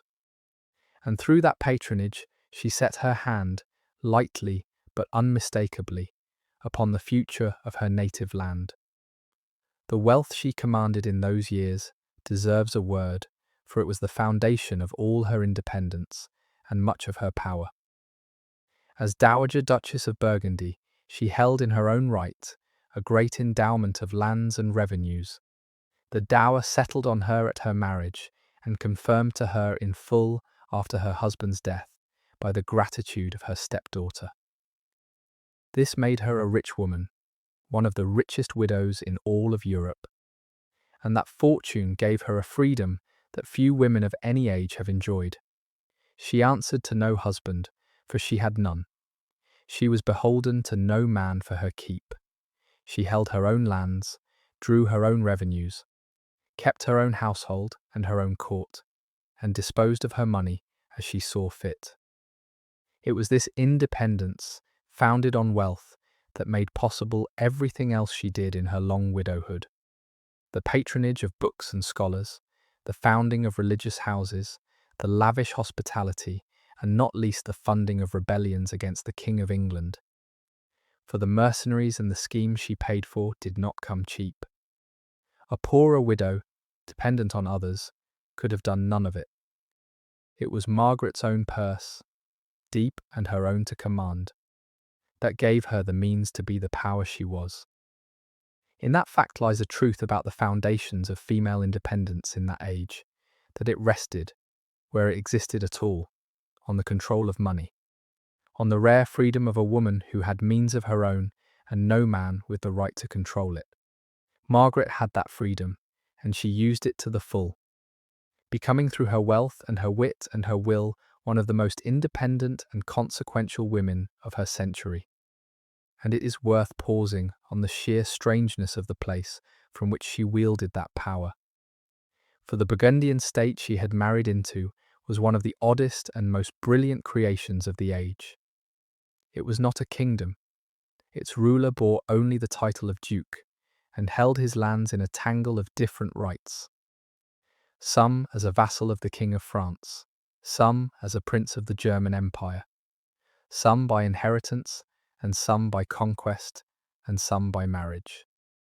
It was a patchwork, a thing assembled rather than grown, lacking the unity and the ancient roots of a proper kingdom. And yet, for all its want of a crown and its ramshackle constitution, it was richer and more cultivated than most of the kingdoms around it, for it held in its sprawling territories the great cloth towns of the Low Countries, the workshops and the counting houses, and the harbours through which flowed much of the trade of northern Europe. The wealth of that trade made the Dukes of Burgundy among the richest princes in Christendom, able to outshine in their display the kings whose vassals they nominally were, and it was that wealth, drawn from the looms and the wharves of 100 busy towns, that paid for the golden splendour of the Burgundian court, and that, in the end, found its way into the dower revenues that made Margaret so independent and so powerful a widow. She lived, in short, off the richest soil in the Europe of her day, and that wealth was the foundation of everything she became. There is a curiosity in her story that this most English of princesses, loyal to her birth house to the last, drew the power she used in that loyalty's service from the looms and ledgers of the Flemish merchants, the mighty commercial engine of the Burgundian state into which her marriage had carried her. Those Flemish towns were a world unto themselves, and she, living among them, must have known them well, for they were unlike anything in the England of her birth. They were old and proud and rich. These cities of the Low Countries, grown great on the manufacture and the trade of cloth, their skylines crowded with the towers of guild halls and churches, their streets thronged with merchants and weavers, and the agents of trading houses from across Europe. The riches that flowed through them were prodigious. Their leading citizens lived in a comfort and a splendour that put many a nobleman to shame, and they guarded their ancient liberties and privileges with a fierce civic pride that the Dukes of Burgundy ignored at their peril. It was a world of commerce rather than of chivalry, of ledgers rather than of lances, and it sat in an uneasy relationship with the warlike, glory-seeking dukes who ruled it, for the burghers wanted peace and trade and stable government, while their dukes wanted war and conquest and glory. Her husband had taxed these towns heavily to pay for his ruinous wars, and they had come in the end to hate him for it. Some of them rose against his daughter in the crisis after his death, demanding the restoration of their trampled privileges as the price of their loyalty. To rule such a state, rich and proud and jealous of its rights, required a delicate hand, a willingness to respect the liberties of the towns and to govern with their consent rather than against it. Margaret, with her shrewd, practical intelligence, seems to have understood this better than her headstrong husband ever did, and in the years when she helped to steer the duchy through its crises, that understanding served the Burgundian state well. She had learned the temper of the merchant cities, and she knew that the wealth which made Burgundy mighty depended on keeping them content. It is worth saying something about her library, for the love of fine volumes was one of the great passions of her life, and one of the things for which she is justly remembered. She lived at the very dawn of the age of print, when the new craft of making books by machine was just beginning to spread out of the German lands across Europe, and she was among the first great patrons to grasp what it might mean. But her love of the written word was older than the printing press. She was a collector of fine manuscripts, those laborious masterpieces of the copyists and the illuminator's art, and she gathered one of the most remarkable libraries owned by any woman of her century. Her volumes were mostly works of devotion and moral instruction and history, the kind of serious, improving reading that a pious and intelligent noblewoman was expected to favour, and many of them were exquisitely made, their pages bright with gold and colour, their initial letters worked into little pictures, the whole a marriage of learning and beauty. She commissioned works, had them copied and illuminated to her order, sometimes had herself depicted in their pages, kneeling in prayer or receiving the finished book from its maker. To own such treasures was a mark of wealth and cultivation. But for Margaret, it was more than display. She pored over them, used them, lived by the devout and serious spirit they embodied. And when the printed page arrived, she embraced it too, becoming a patron of the new craft and helping, through that patronage, to carry it forward. In an age when most people, even most of the highborn, could not read at all, Margaret was a true woman of letters, and her library stands as one of the lasting monuments of her cultivated and serious mind.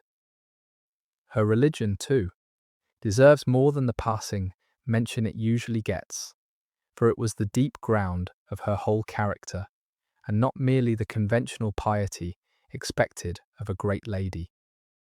She had been raised by a mother famous for an austere and exacting devotion, and the faith she learned in that disciplined household stayed with her all her life and grew, if anything, deeper as the years took from her the people and the causes she had loved. She founded and endowed religious houses, gave generously to the poor and the sick, supported the work of reformers who sought to restore a stricter observance among the religious orders, and ordered her own days around the rhythm of prayer and devotion. There was nothing showy in it, nothing of the mere outward display that passed for piety in many of the great. Hers was a serious, inward, practicing faith, the faith of a woman who genuinely believed and who shaped her life accordingly, and it gave her, one imagines, much of the strength that carried her through her many sorrows. For she had griefs enough to test any faith: the loss of her father and brother in her girlhood, the cold and lonely years of her marriage, the death of her husband, and then, far more cruelly, of her beloved stepdaughter, the destruction of her whole birth family, and the ruin of the cause she had given her heart to. One who had suffered so much might well have grown bitter, might have lost her faith, or hardened into mere worldly calculation. That Margaret did not, that she kept to the end a deep and sustaining religion and a capacity for love and loyalty, suggests that her faith was real and that it served her, giving her something to hold to when so much else was taken away. The devout Duchess of Mechelen, ordering her charities and her prayers in the long evening of her life, was not playing a part. She was living the faith she had been raised in, and it was, perhaps, the truest and most constant thing in a life of dazzling and dangerous change. Her court at Mechelen became, in those years, a centre of culture and devotion and quiet power, and it reflected the woman she had become. She had her palace there, a fine residence befitting one of the richest widows in Europe, and she filled it with the things she loved: her books above all, her religious foundations, the company of scholars and churchmen and artists whom she patronized. She was past the age of grand ambition for herself. Her own marriage was long behind her. Her own dynastic hopes had died with her brothers and their sons, and she had no children of her body to advance. What was left to her was the cultivation of her mind and her soul, the service of the Habsburg children she had taken under her wing, and the quiet exercise of the considerable influence that her wealth and her wisdom and her royal blood still commanded. She was consulted, deferred to, treated with the respect due to a matriarch who had saved a state and raised its heirs. And she gave herself, with the devout intensity she had learned from her mother, to her religion, ordering her days around her prayers, founding and endowing houses of devotion, performing the works of piety and charity that were expected of a great lady and that she performed, by every account, with genuine feeling and not mere form. There is a serenity in this picture of her later years that contrasts strangely with the fierce political schemer she also was. The woman who in these very same years was pouring out her wealth to finance rebellion against the King of England. The two existed side by side in her, the devout and cultivated dowager, and the implacable Yorkist partisan, and there is no contradiction in it. that the medieval mind would have recognized, for piety and ruthlessness lived comfortably together in that age. And a woman might pray for her soul in the morning and plot the overthrow of a kingdom in the afternoon, and see no inconsistency at all. Her days at Mechlin had a shape and a rhythm that we can partly reconstruct, and it is worth imagining, for it shows the texture of a great lady's life in the autumn of the Middle Ages. They would have begun early, with prayer, for she was devout and the religious offices framed the hours of every pious household. There would have been the business of her estates to attend to, for she was a great landholder, with revenues to manage, officials to direct, disputes to settle, the whole administration of a considerable domain resting on her oversight. There would have been correspondence, much of it, for she kept up a wide acquaintance across Europe and her political schemes required a constant flow of letters. There would have been the reception of visitors, petitioners, ambassadors, the endless coming and going of a court that was a centre of power and patronage. And there would have been time, one hopes, for the things she loved, her books, read in the quiet hours, her devotions, the company of the step-grandchildren she was helping to raise. It was a full and active existence, the daily round of a woman who had no intention of fading quietly into a useless old age, but who remained, to the end, engaged with the world and busy in its concerns. She was no recluse, no withdrawn dowager telling her beads in a corner while the world passed her by. She was a power, active and consulted, at the centre of a busy court, her hand in the affairs of a duchy and the politics of a continent. The piety was real, but it did not make her passive. It coexisted, as it so often did in that age, with a vigorous engagement in the affairs of the day. And the two together filled her days at Mechlin with a purpose and an activity that lasted to the very end of her long life. Yet for all the comfort and splendour and cultivation of her widowhood, Margaret was not a woman to retire from the world into quiet piety, for there was steel in her still, and a cause that burned in her heart, and that cause was her own dynasty of York. For even as Margaret settled into her Burgundian widowhood, terrible news was coming from England, news that would rouse her to the last great struggle of her life. The House of York, to which she belonged body and soul, the very cause her father had died for and her brother had ruled, was being destroyed. Her brother Edward, the Golden King, had died suddenly, and in the chaos that followed his death, his two young sons, Margaret's own nephews, the rightful heirs, had been declared illegitimate and lodged in the Tower of London, where they had vanished and were presumed murdered. Her youngest brother Richard had taken the throne, and then he too had been overthrown and killed in battle by an obscure exile of Lancastrian blood, who now sat on the English throne as King Henry VII, and had married Margaret's niece, uniting the two long-warring houses in his own blood. In the space of a few years, the whole Yorkist line had been brought to ruin, its kings dead, its princes murdered, its crown seized by a stranger. And Margaret of York, the last great Yorkist of her generation, secure and wealthy and powerful in her Burgundian stronghold across the sea, was not prepared to accept it. She would spend the rest of her life fighting the man who had taken her family's throne. Consider, for a moment, the sheer scale of what had befallen her family while she sat in her Burgundian splendour. For the news that reached her across the sea in those years was a catalogue of disaster almost beyond belief. She had grown up one of many children of the proudest family in England, had seen her eldest brother climb to the throne and reign in golden magnificence, had watched her family rise from the ashes of Wakefield to the very summit of power.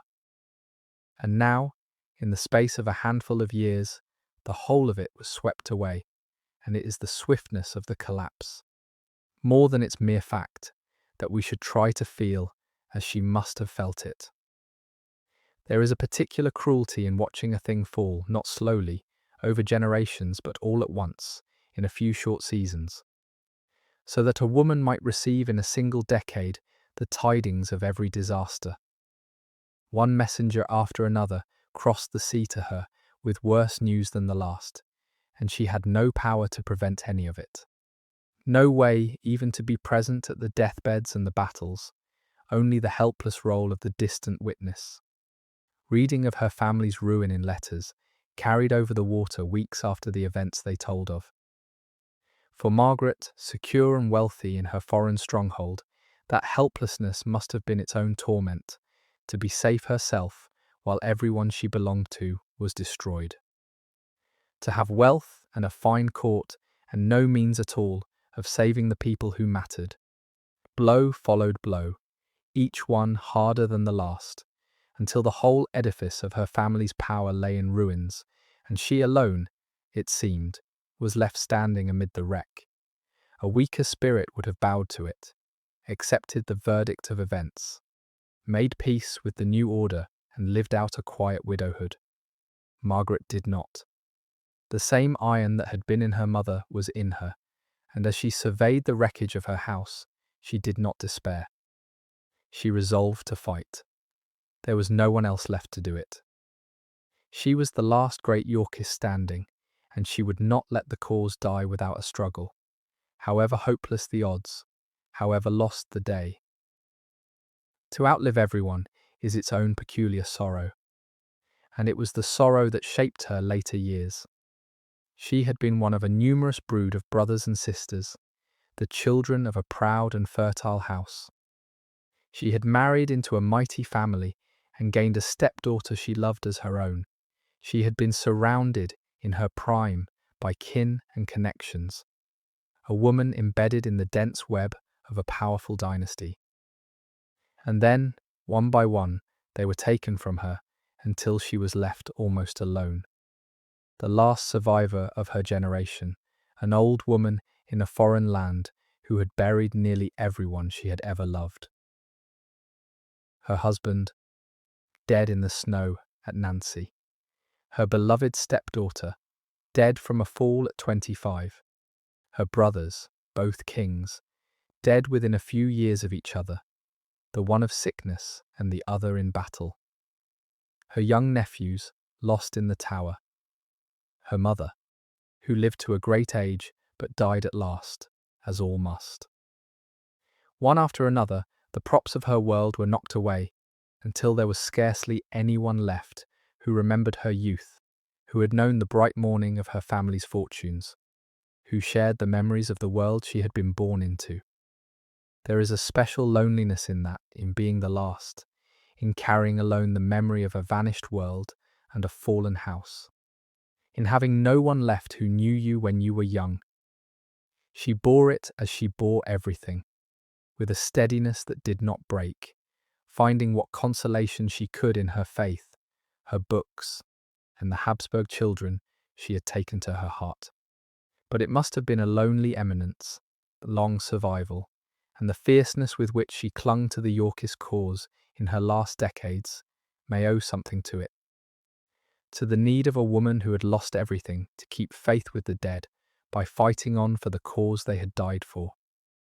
She was the keeper of their memory, the last of them, and she would not let the flame go out while breath was in her. The first blow Margaret struck against the new King of England came only 2 years after he had seized the throne, and it took the form of a boy who claimed to be a prince. There appeared in Ireland a young lad who was put forward as a Yorkist heir, a nephew of the dead kings, the rightful claimant to the English crown, around whom the enemies of the new regime might rally.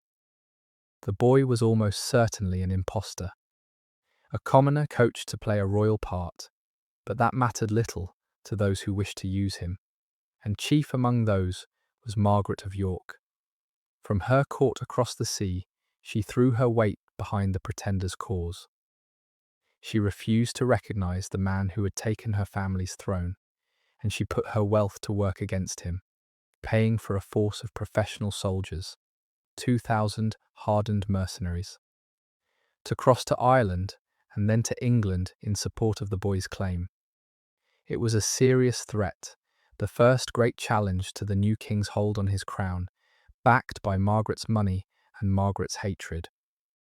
The rebel army, the impostor at its head, and Margaret's mercenaries at its core, landed in England and marched inland, and the new king came out to meet it. The two forces clashed at a place called Stoke, and there the rebellion was crushed in a hard-fought battle. The pretender's army broken, Margaret's mercenaries killed almost to a man. The boy himself was captured, and the king, judging him a mere puppet, spared his life and set him to work in the royal kitchens, a humiliating end to his brief career as a false prince. Margaret's first stroke against the new dynasty had failed, but she was not a woman to give up, and she was already preparing for a second and far more dangerous attempt. There was a recklessness in that first venture that is worth dwelling on, for it shows how far she was prepared to go and how little she counted the cost when the cause of her house was at stake. To fund an invasion of England, to pay for an army of professional soldiers to cross the sea and make war on an anointed king, was no small or cautious act. It was an open declaration of war by a private person against a crowned head, a thing that could have brought down ruin upon her had it been traced fully to her door. She risked her standing, her revenues, perhaps even her safety, on the throw, and she did it for a boy she must have known was an impostor, a commoner dressed up to play a prince. The sheer boldness of it tells us something about her, that she was not timid, not cautious, not given to weighing her own advantage when her loyalty was engaged, that she would stake a great deal and risk a great deal, on a cause she believed in or chose to serve. There is something almost magnificent in the audacity of it, this dowager duchess across the sea, coolly funding a war against the King of England, gambling her wealth and her safety on a pretender's slender chance. It failed, of course, and failed bloodily, her hired soldiers cut down in their hundreds on the field at Stoke.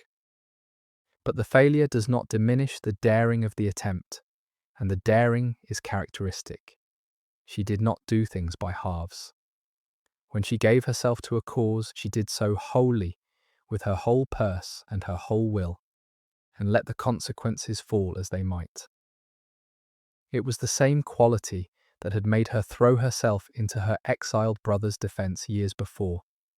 It was loyalty raised to the pitch of recklessness. And it would mark her struggles against the Tudor king to the very end. There is something worth noticing in the king's treatment of that captured boy, for it tells us much about the man she had set herself against. He did not put the child to death, as a more frightened or a more vindictive ruler might have done. He saw that the boy was a mere instrument, a puppet in the hands of others, and he spared him and found him humble work, turning the whole affair into a piece of shrewd political theatre that made the rebellion look ridiculous and its backers look reckless. This was the temper of the king she faced: cool, calculating, patient, more interested in security than in vengeance. A man who knew how to turn even a victory to political advantage, and who would not be goaded into the cruelties that might have made him hated. He was, in short, a formidable adversary, and she, who was nobody's fool, must have understood that she had taken on a man who would be very hard to beat. The contrast between them is striking. She was all fierce loyalty and unbending will, fighting for a lost cause out of love and hatred and pride. He was all cool calculation and patient method, building his new dynasty stone by patient stone and guarding it with a watchful and unsentimental eye. It was a contest between the heart and the head, between the partisan who would not let the past die and the realist who was busy constructing the future. And though she would trouble him sorely, the outcome of such a contest was perhaps never really in doubt. The future belonged to the patient builders, not to the loyal mourners of a fallen house, however magnificent their devotion. There is a question worth asking about these schemes of hers, the question of what she actually hoped to achieve, for on any cold calculation, the odds against her were enormous. The new King of England was no fool. He was a careful, patient, calculating man who had won his throne by his wits as much as by the sword, and who guarded it with a tireless vigilance. He had the resources of a kingdom behind him, while Margaret had only her own wealth, considerable as it was, and the fitful support of foreign princes who backed her pretenders for their own reasons and abandoned them when it suited. To overthrow an established king, anointed and accepted, by means of an impostor boy and a few thousand hired soldiers, was a wild gamble, and Margaret, who was nobody's fool either, must have known it. So what drove her? Partly, no doubt, it was simple loyalty and simple hatred. The refusal of a proud woman to accept the destruction of her house, and the triumph of the man who had profited from it. But there may have been calculation in it too. Even a failed pretender was useful. Even a rebellion that came to nothing kept the new king anxious, drained his treasury, complicated his diplomacy, and reminded the world that his title was not beyond dispute. Margaret may have understood that she could not realistically put a Yorkist back on the throne, and yet have judged that the effort was worth making, that a perpetual thorn in the Tudor side served the Yorkist cause, and perhaps the Burgundian interest, even if it never toppled the king. Whether she truly hoped to win, or fought on chiefly to wound, we cannot now say, but fight on she did, with a persistence that her enemy found maddening, and that has secured her, for good or ill, a lasting place in the story of the age. We may wonder, too, what those long years of doomed struggle cost her in herself, for there is something consuming in a hatred sustained across decades, something that can eat away at the one who carries it. She had set herself against the King of England in the 7th decade of her life, and waged that war into her old age, year after year, scheme after scheme, defeat after defeat. It was many years to nurse a grievance, year upon year to keep alive a fury that the world told her, again and again, was hopeless. And one wonders whether it gave her peace or denied it to her, whether the fighting was a comfort, a way of keeping faith with the dead and giving purpose to her widowhood, or whether it was a kind of torment, a wound she would not let heal, a refusal of the serenity that might have been hers had she only been able to let the past go. Perhaps it was both. Perhaps the struggle gave her something to live for, even as it denied her rest, filled her days with purpose, even as it kept her bound to a grief and a rage that a wiser or a colder heart might have set aside. There is no peace in such a war, waged against the grain of all the evidence, sustained by will alone against the steady verdict of events. And when at last she laid it down, made her peace with the king she had fought so many years, there may have been, beneath the wound to her pride, a kind of relief. The relief of an old soldier, at last permitted to put down a weapon grown too heavy to carry. She had fought enough. She had kept faith as long as faith could be kept. And in the laying down of that long struggle, hard as it was, there was perhaps the beginning of a peace she had not known in many years. The quiet of a soul that has done all it can and need fight no more. The second pretender was a far more formidable figure than the first, and the cause Margaret made of him would trouble the King of England for years. There appeared, some years after the first attempt, a person of striking appearance and remarkable poise, who claimed to be none other than the younger of the two princes who had vanished in the tower, the boy whom all the world believed murdered, risen as if from the dead to claim his rightful crown. He was, in plain fact, almost certainly an impostor too, a fellow of humble continental birth, coached and groomed to play the part of the lost prince, but he played it brilliantly. He was handsome, charming, fluent in several languages, possessed of a royal bearing and an unshakable command of his story, and he convinced, or half convinced, a remarkable number of people across Europe who had their own reasons for wishing to believe him. And no one did more to advance his cause than Margaret of York. She took him up, acknowledged him publicly as her nephew, the son of her dead brother, the true Duke of York. She schooled him, it was said, in the law and manners of the family he claimed, teaching him the things a true son of the House of York would have known. She gave him money and countenance, and the immense prestige of her recognition. And she wrote to the princes and rulers of Europe, urging them to support his rightful claim. Whether Margaret truly believed the young man was her nephew, or whether she knew him for an impostor and embraced him anyway as a useful weapon against the hated King of England, no one has ever been able to say for certain. It is one of the great unanswered questions of her life. Perhaps she half believed, choosing to credit what she so desperately wished were true. Perhaps she knew the truth and did not care. Either way, she made of him a mortal danger to the King of England. The campaign she waged on his behalf was no mere matter of money and mercenaries. It was a sustained work of diplomacy, conducted with the skill of a seasoned stateswoman across the courts of Europe. She wrote letters, many letters, to the princes and rulers of Christendom, urging them to recognize her young man as the true heir of England and to lend him their support. She wrote to the Holy Roman Emperor and his son, to the kings of France and Scotland and others besides, deploying all her prestige and all her connections in the cause. And her word carried weight, for she was no obscure pretender's patron, but the Dowager Duchess of Burgundy, sister of 2 English kings, aunt by marriage to half the royalty of Europe. A woman whose recognition meant something.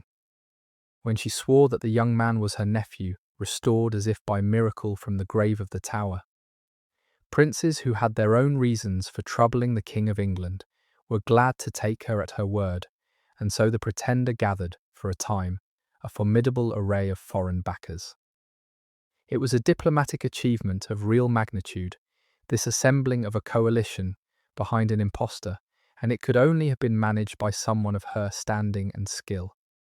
She understood the courts of Europe, knew their rivalries and their interests, knew which prince might be tempted by what inducement, and she played upon all of it with the practiced hand of one who had spent a lifetime in the high politics of the continent. That the whole edifice eventually collapsed does not diminish the skill with which it was built. For years she kept her coalition together, kept her pretender plausible, kept the King of England anxious and off balance. And she did it through the sheer force of her diplomacy, her prestige, and her unrelenting will. It was, in its way, a virtuoso performance. And it came from a woman in her later years who might have been expected to subside quietly into a comfortable widowhood. She did not subside. She fought, and she fought with every weapon a great lady of that age could command, and money was the least of them. Her sharpest weapon was her own formidable mind. It is worth dwelling on that mind of hers, and on the breadth of the world it commanded, for Margaret was a player on a stage that stretched across the whole of Europe, and she knew that stage intimately. She corresponded with the courts of 6 kingdoms. She understood the rivalries and the alliances, the ambitions and the fears that moved the princes of Christendom. She could calculate how a marriage here or a war there might shift the balance of power and open or close the avenues of her own schemes. This was knowledge that few possessed, the hard-won understanding of the international politics of a continent. And she possessed it to a high degree, the fruit of long years spent near the summit of affairs, first as the sister of an English king, and then as the Duchess and Dowager of a great European state. She was, in the language of a later age, a stateswoman, one of the very few of her sex in that age who operated at the highest level of international politics, treating as an equal with kings and emperors, weaving and unweaving the webs of alliance and intrigue.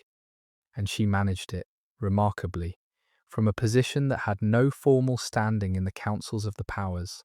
She held no throne, commanded no armies of her own, sat in no parliament of princes. Her authority was unofficial, personal, resting on her wealth, her blood, her connections, and above all, her own formidable abilities. That she could exert such influence from so informal a base is itself a measure of her gifts. For she had to win by persuasion and prestige and sheer force of character what kings won by the open exercise of sovereign power.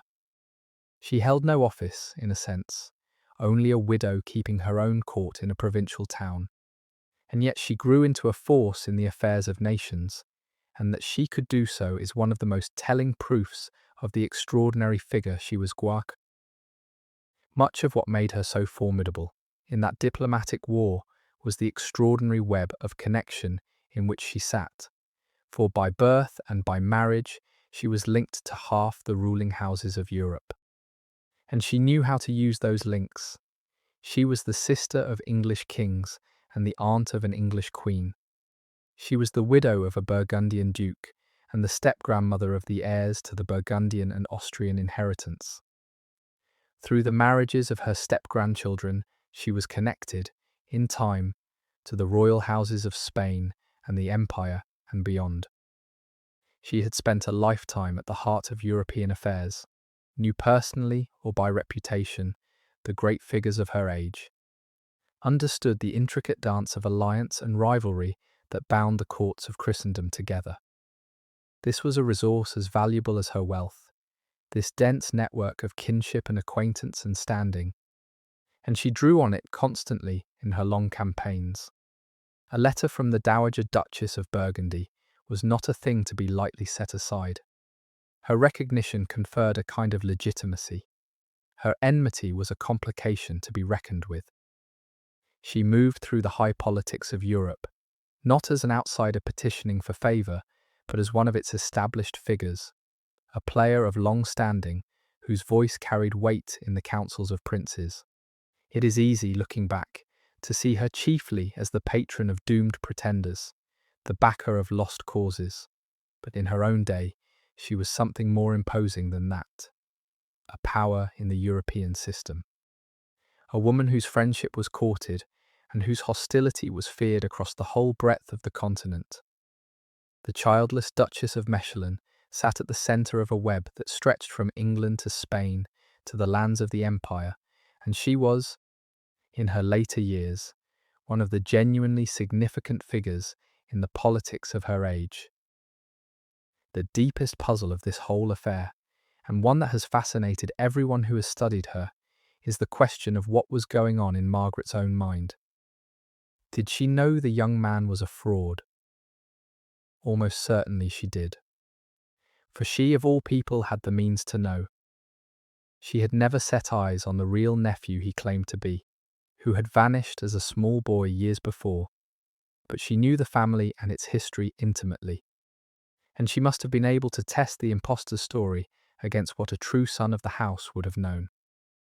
And yet she took him up, and not half-heartedly, but with her whole force, schooling him in the family law, presenting him to the courts of Europe, swearing to his identity, staking her own honour and reputation on the truth of his claim.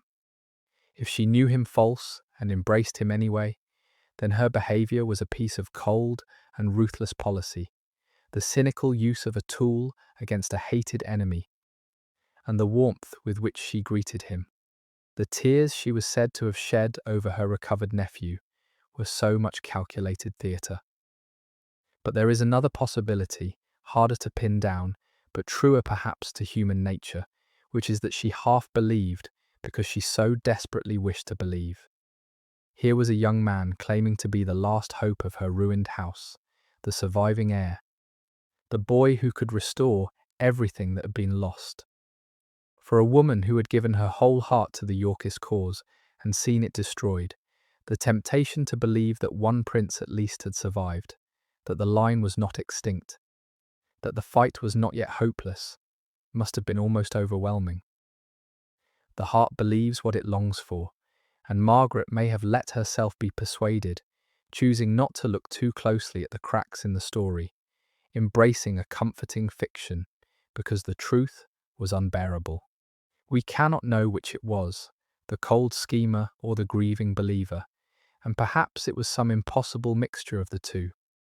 But the question hangs over her still, and it is part of what makes her so endlessly intriguing a figure.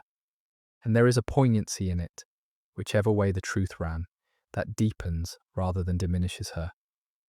If she knew the young man false and embraced him anyway, then we see a woman so consumed by loyalty to her ruined house, so desperate to strike at the man who had destroyed it, that she would stake her honour on a lie and shed false tears over a stranger, all for the sake of a cause already lost. That is a kind of tragedy, the tragedy of a great devotion curdled by grief and hatred into something cynical and cold. But if she half believed, if she let herself be persuaded because the truth was unbearable, then we see something even more affecting. An aging woman who had lost everyone she loved and seen her family destroyed, clutching at the hope that one prince at least had survived, that the line was not extinct, that all was not quite lost. Who could not pity such a hope, even while seeing its folly? To have watched her whole world swept away, brother and nephews, and house and cause, and then to be offered, by a plausible and charming young man, the chance to believe that a fragment of it had survived after all. That one beloved boy had escaped the slaughter. The temptation must have been almost unbearable. We need not decide between these readings to feel their force. Either way, the figure that emerges is a deeply human one. A woman driven by love and loss to the edge of what reason allowed, and perhaps a little beyond it. It is this, as much as her power and her wealth and her schemes, that makes her so haunting a figure across the centuries, the spectacle of a strong and clever woman, bending even her formidable intelligence to the service of a hope, or a hatred that had outlived all reasonable chance of satisfaction. For years the Pretender was a thorn in the side of the English king, sheltered and funded by Margaret, recognised by some of the greatest rulers in Europe. A standing threat around whom the king's enemies could gather. His claim destabilised English affairs, complicated the king's diplomacy, and forced him to spend treasure and energy guarding against the danger. He attempted more than one invasion, backed by Margaret's money and the support of foreign princes. He sought to raise rebellion. He was for a time a serious and genuine peril to the throne, but in the end his cause, like that of the first Pretender, came to nothing.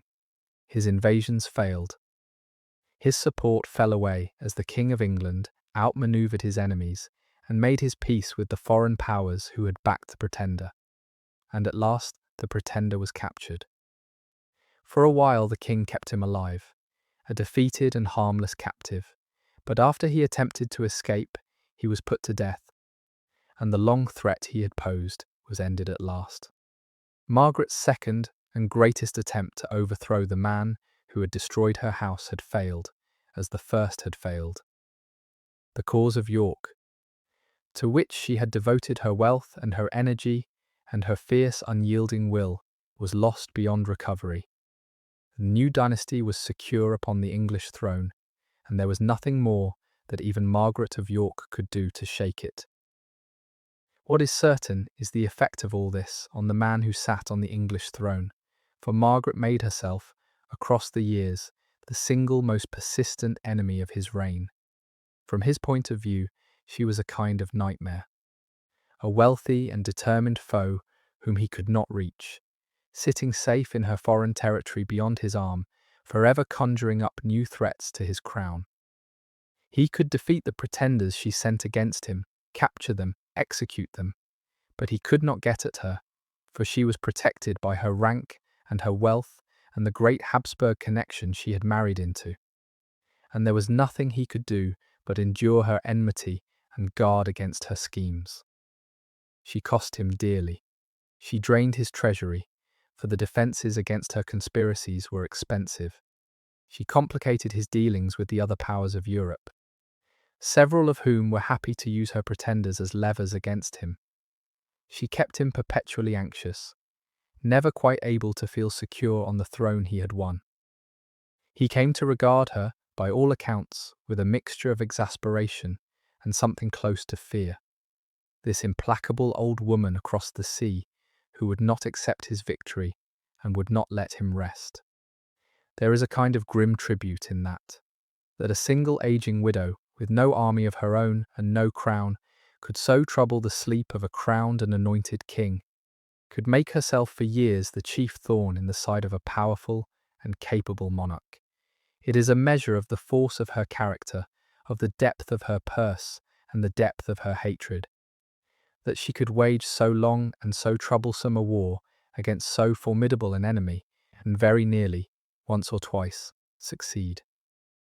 She was beaten in the end, but she made them work for the victory, and she never, while breath was in her, conceded it willingly. In her last years, Margaret made her peace, at last, with the man she had fought so long. The Yorkist quarrel was dead, the pretenders were defeated, the new line was secure on its throne, and no purpose remained in the old enmity. And so, in the closing years of the century, Margaret wrote to the King of England, seeking a reconciliation, promising to acknowledge his right to rule, laying down at last the long struggle she had waged against him. The king, for his part, was content to be reconciled, for Margaret had been a dangerous and persistent enemy, and her submission removed a standing threat from across the sea. The old warrior of the Yorkist cause had accepted, finally, that the fight was over and lost. It cannot have been easy for her, this surrender, for she had spent the best of her energies across many years on the destruction of the man she now acknowledged as king. And the acceptance of defeat is a bitter thing for a proud spirit. But Margaret was a realist as well as a partisan, and she understood when a cause was truly finished. She made her peace, and she turned the remainder of her energies to the things that had always sustained her. Her kin, by which she now meant the Habsburg dynasty she had served so faithfully, her books, her religion, and the management of her own affairs. There is a dignity in that final reconciliation, hard as it must have been for her pride to swallow, and it shows a quality in Margaret that deserves recognition. She knew when to stop. There are those who, having given their lives to a cause, cannot let it go even when it is manifestly lost, who fight on into bitterness and absurdity, who would rather burn the world than admit defeat. Margaret was not of that kind. She had fought as hard as anyone could for the House of York, fought on long after sensible people had given up, poured out her wealth and her energy and her cunning in a struggle that grew ever more hopeless. But when the end was truly come, when the last pretender was dead and the new dynasty was beyond shaking, and there was simply nothing left to fight for, she accepted it. She made her peace, acknowledged the king she had so long opposed, and turned what remained of her life to other things. It was the act of a realist, of a woman clear-eyed enough to see when a thing was finished, and strong enough to bow to a reality she could not change without being broken by it. There is more strength in that, perhaps, than in the futile defiance that cannot accept defeat. It takes a certain greatness of soul to fight with all one's might, and then, when the fight is truly lost, to lay down one's arms with dignity and live on. Margaret did both. She fought like a lioness for her house, while there was any hope at all, and when hope was gone, she made her peace, and lived out her last years in honour and serenity, neither breaking under defeat, nor pretending it had not happened. It was a fitting close to a life that had been, throughout, a long lesson in how to meet both triumph and disaster with the same unbroken dignity. How history has judged her is itself a part of her story, for opinion of her has swung between sharply opposed views, and the swinging tells us as much about her judges as about her. To her enemies in her own day, and to the chroniclers who served the dynasty she fought, she was a kind of monster, a malevolent old woman conjuring up impostors out of spite. The diabolical duchess who would not let a kingdom rest.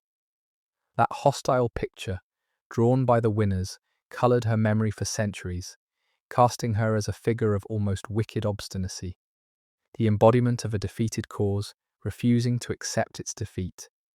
But other ages have seen her differently.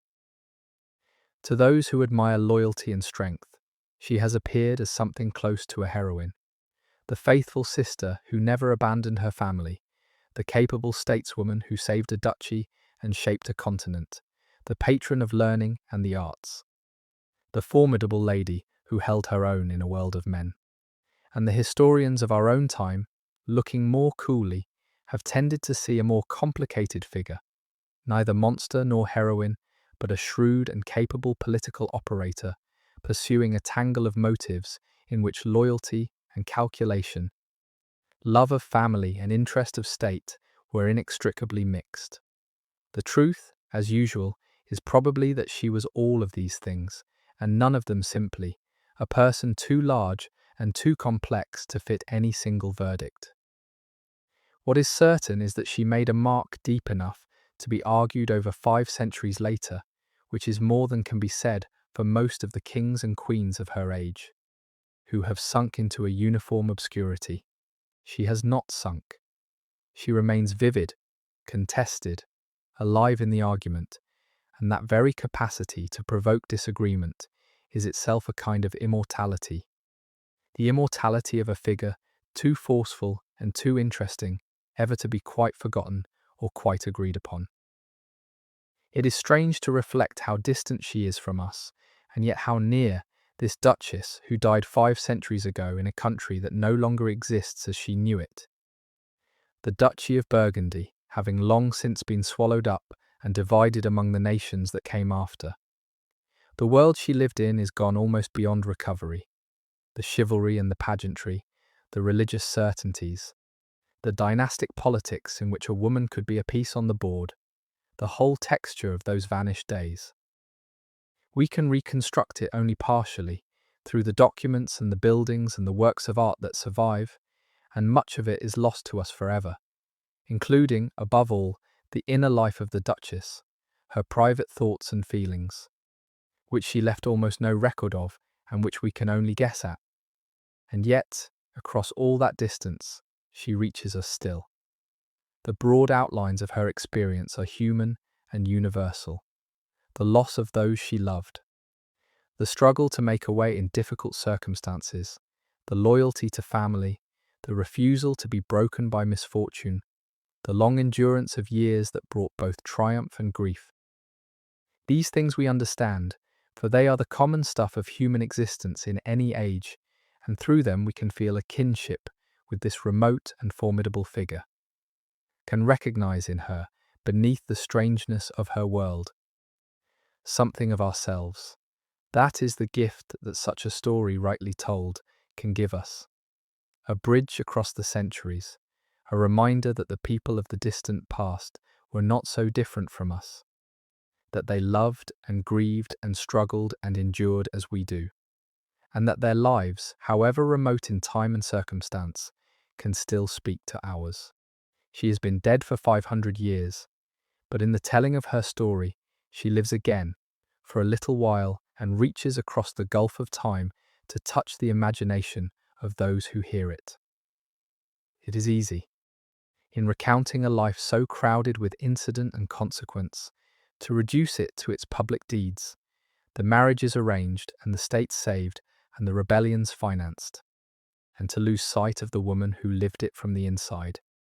We should resist that temptation, even though the inner person is so hard to recover across the centuries. For behind every one of those public acts was a private soul who felt and feared and hoped and grieved, who lay awake on the nights before her great decisions, who wept, surely, for the dead she could not save, who knew solitude and doubt and the particular exhaustion of a life spent always at the centre of great affairs. We catch only glimpses of her in the bare records that survive, but the glimpses are enough to remind us that she was a living person and not a mere figure in a chronicle. That the Duchess who moved so grandly through the courts of Europe was also someone who must have longed, sometimes for the simple comforts that her exalted station could not give her, a child of her own, a husband who loved her, a homeland she might see again, the company of those who had known her when she was young. She had none of these in the end, or had them only briefly, and lost them. And there is a quiet heroism in the way she made, out of what she did have, a life of such purpose and consequence, never letting the absences and the losses defeat her, always finding something to build, and someone to love, and some cause to serve. That is the person we should try to remember, behind the grand titles and the famous deeds. A human being who took a hard fate and made of it something remarkable, and who deserves, across the gulf of all these centuries, not only our admiration, but our affection. For in the end, it is not her titles that move us, nor even her victories, but the spectacle of a soul that met everything the world could send and was not overcome. And that is a thing worth carrying away from her story into the quiet of our own night.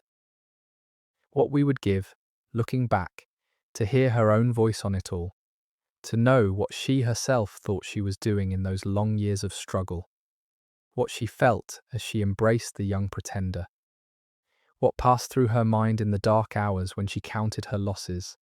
But that voice is denied us, for she left no memoir, no diary, no confession of her inner life, and we are left to read her from the outside, through her deeds and her letters of state and the words of those who watched her. It is the common fate of the women of that age, even the greatest of them, that their inner lives are lost to us, that we see them only as the men around them saw them, only in the public actions that found their way into the records. Of the private Margaret, the woman as she was to herself, we have only glimpses, inferences, the shapes we can make out behind the public mask. We cannot know whether she lay awake at night tormented by her griefs, or whether she found in her faith a true serenity, whether she believed her own pretenders or knew them false, whether the fierce old partisan was at peace with herself or at war. The inner woman keeps her secrets across the gulf of the centuries, and perhaps that is fitting, for she was always, in her public life, a guarded and self-possessed figure, giving little away, presenting to the world a composed and formidable front. She would not, perhaps, have wished us to see behind it. And so she remains in the end a little mysterious, this vivid and forceful woman, knowable in her actions, but unknowable in her heart. And the mystery is part of what keeps us looking at her, trying to read the silent face across 500 years. For the house she had saved and raised did not forget what they owed her, and in her old age Margaret was an honoured and beloved matriarch of the House of Burgundy and Austria. The little boy Philip, whom she had helped to raise after his mother's death, had grown to manhood and come into his inheritance, and he held his step-grandmother in deep affection and respect, supporting her in her old age as she had supported his family in its hour of need. And Margaret lived to see the line she had served rise to extraordinary heights. The grandchildren of her stepdaughter Mary were destined for the greatest thrones in Europe. One of them, a boy born near the end of Margaret's life, to whom she stood as godmother, would grow up to become the master of an empire on which, it was said, the sun never set, the ruler of Spain and the Low Countries and the new lands across the ocean and half of Europe besides, the mightiest monarch of his age. Margaret did not live to see the full glory of that future, but she lived to see its beginnings, to hold that imperial child at the font, and to know that the house she had given her life to serving was rising toward a greatness beyond anything her own family of York had ever achieved. There is a strange consolation in that, perhaps, for a woman who had seen her own dynasty destroyed, that the other dynasty she had served, the one she had entered by marriage and upheld in her widowhood, flourished as gloriously as her birth-house had fallen. The raising of those two children, the boy Philip and the girl who bore her own name, was perhaps the most purely happy work of her later years, and it shows a side of her that the political schemer of the Warbeck affair can obscure. She had no children of her body, but in the orphan son and daughter of her beloved Mary, she found at last the family her own marriage had denied her, and she gave to them the care and the devotion she had stored up through all her childless years. She watched over their upbringing, guarded them through the dangers of their minority, when greedy men and foreign powers circled the orphaned heirs of Burgundy as they had circled their mother before them. She gave them, one imagines, what every young heart needs and what their position so perilously threatened to deny them. A steady and loving presence, a fixed point of affection in a world of shifting interest and danger. And she was rewarded for it, in the only way that such devotion is ever rewarded, by the love and the loyalty of the two she had raised. Philip, grown to manhood, honoured and cherished his old step-grandmother to the end of her days. The girl, the younger Margaret, took the old duchess for her model and carried something of her into the next age. It is a warmer picture than the legend allows, this old woman surrounded by the young people she had reared, loved and honoured by them in her last years, and it is as true a picture as the other. The implacable enemy of the Tudor king. Both were hers. The schemer and the devoted grandmother were one woman, and the love she gave them was as real as the hatred she bore their family's enemy across the sea.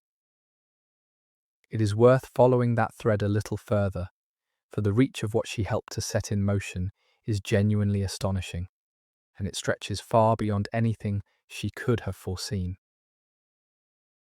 The infant she held at the font would grow into the greatest monarch of his age, ruling lands so vast and so scattered that it was said the sun never set upon them. Through his mother came the Burgundian inheritance she had laboured to preserve. Through his father's line came the empire of the Germans. Through his other grandparents came the crowns of Spain and the dominion of the New World being opened across the Western Ocean. All of these came together in the one man, and the Burgundian portion of that immense inheritance, the rich lands of the Low Countries that were its commercial heart, had been kept whole and safe in the dangerous years of its vulnerability, in no small part by her wisdom and her steady hand. Take away her work in the crisis of the year her husband died, her steering of her stepdaughter into the Austrian match, her guarding of the orphaned heirs, and the whole structure might have come apart. The Burgundian lands carved up by France, the Habsburg fortune never made.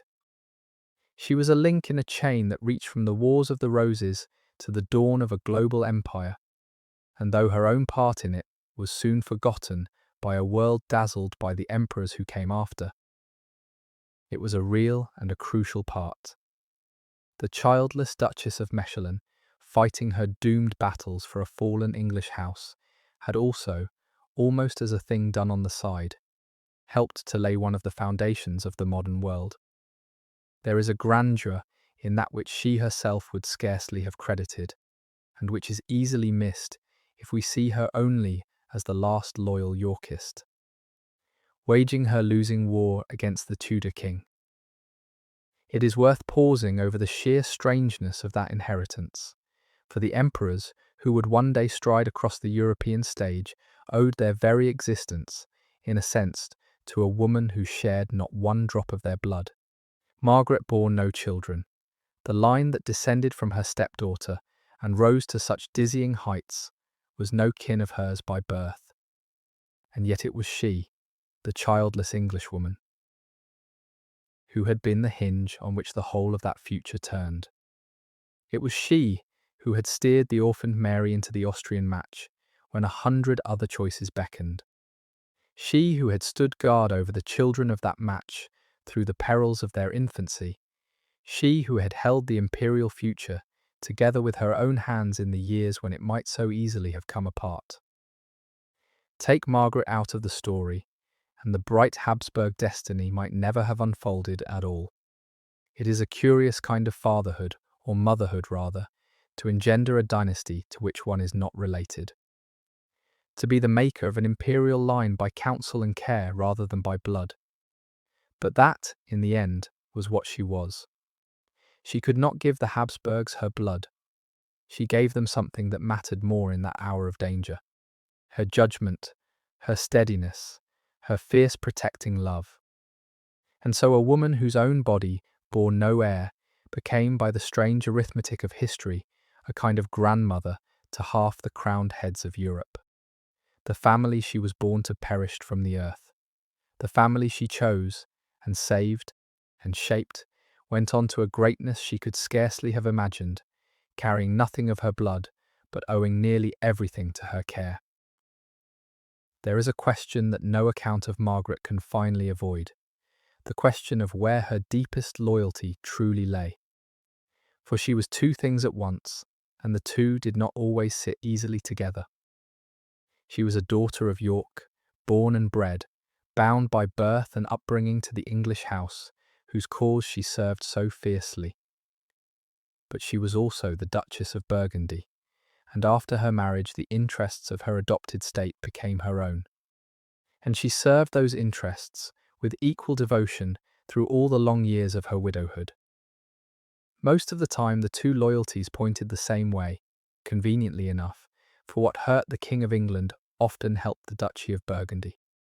And she could be a good Yorkist and a good Burgundian in the same act.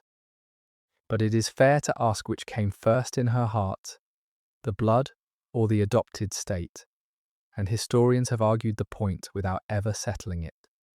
Some see her above all as the loyal Yorkist, the sister who never abandoned her family's cause, whose support of pretenders flowed from pure dynastic loyalty and the wish to see her house restored. Others see a cooler figure, a Burgundian stateswoman using the weapon of a disputed English succession to weaken a rival power and serve the interests of the realm she had married into. The truth, most likely, is that she was both, that the two loyalties were so intertwined in her that she herself might not have been able to separate them. She had given her youth to York and her maturity to Burgundy, and both had a claim on her, and she served both as the chances of the moment allowed. There is no contradiction in it that need trouble us. A woman may love the family she was born to and the family she married into, and serve them both, and find, more often than not, that their interests run together. Margaret did, and where they diverged, we cannot now say with certainty which she would have chosen, for she was never, in the event, forced to choose. Margaret of York died at her palace in Mechlin on the 23rd of November, in the year 1503, at the age of 57. She had outlived her husband by 26 years, outlived her beloved stepdaughter, outlived both her royal brothers, and very nearly everyone she had loved, and she died as she had lived in her last decades, a great and respected lady, mistress of her own court, honoured by the dynasty she had served. She was buried in the church of the Franciscans in Mechlin, the town that had been her home through all the long years of her widowhood. She left her possessions to the Habsburg family she had made her own, and she passed out of the world full of years and full of honours. The last great figure of her Yorkist generation. Her life had spanned the whole tremendous arc of her family's story, from its rise to its fall. She had come into the world as the daughter of a duke who reached for a crown, had seen two of her brothers wear that crown, and had lived to see the whole house destroyed and a new dynasty planted in its place. And through it all, across more than half a century and the breadth of a continent, she had remained what she always was, a daughter of York, proud and loyal, and unbroken to the end. There is a small and curious relic of her that has outlasted the centuries, and it is worth mentioning, for it speaks in its quiet way of all that she was. Among the treasures that survive from her splendid life is a crown, a delicate and beautiful thing of gold and gems, made for her to wear as Duchess of Burgundy, and it is, by a strange chance of survival, the only medieval crown of an English princess that has come down to us intact. All the diadems of the English queens and princesses of that age, The ornaments they wore at their coronations and their great occasions were broken up or lost or melted down in the upheavals of later centuries. Only this one, carried across the sea by an English girl who became a Burgundian duchess, survived, kept safe in a foreign land while the crowns of her homeland perished. There is something fitting in that the one English royal crown to endure should be the one that left England, worn by the woman who herself left England and made her life and her power abroad. It is as though her crown, like her, found its safety and its endurance in exile, outlasting in a foreign treasury all that was destroyed at home. And it is a fitting monument to her, in another way too, for she was, in a sense, the crown of her family, its most enduring ornament, the one who outlasted all the rest and carried the honour of the house furthest into the future. The kings, her brothers, wore crowns and lost them. The crown that survives is hers, the childless duchess who never sat a throne, and it keeps her memory still, a small bright relic of a turbulent and splendid life, gleaming in its foreign sanctuary 5 centuries after the woman who wore it passed out of the world. One figure of those last years deserves particular notice, for she would carry Margaret's legacy furthest of all. This was the younger Margaret, the little girl of the Habsburg house, who had been named in honour of the Dowager Duchess and who grew up partly under her step-grandmother's eye at Mechlin. The child took deeply after the formidable elder who shaped her. She would grow into one of the ablest stateswomen of the next age, governing the Low Countries in her own right with a skill and a steadiness that the men around her could not match, and she owed much of what she became to the example set before her in those formative years. The model of one who ruled wisely and held power gracefully in a world that gave her sex little of either. It is a fine thing to consider that the greatest of Margaret of York's achievements may have been not the states she saved or the dynasties she shaped, but the young woman she taught, simply by being what she was.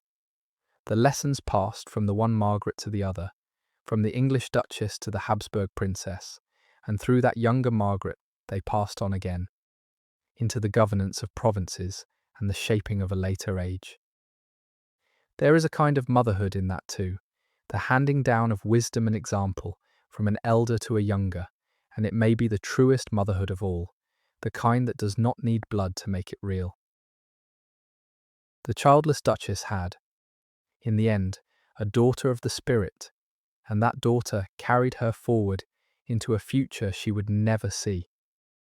What, then, are we to make of Margaret of York, this English princess who became a European power?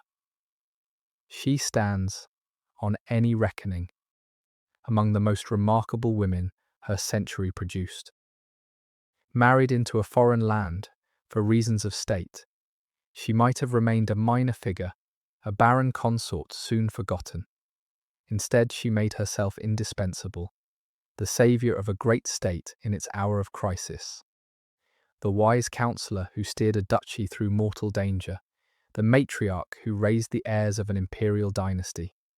She was intelligent, capable, devout, and cultivated, a patron of books and learning who played a part in bringing the printed word to England, a woman who wielded real power in an age when few women could.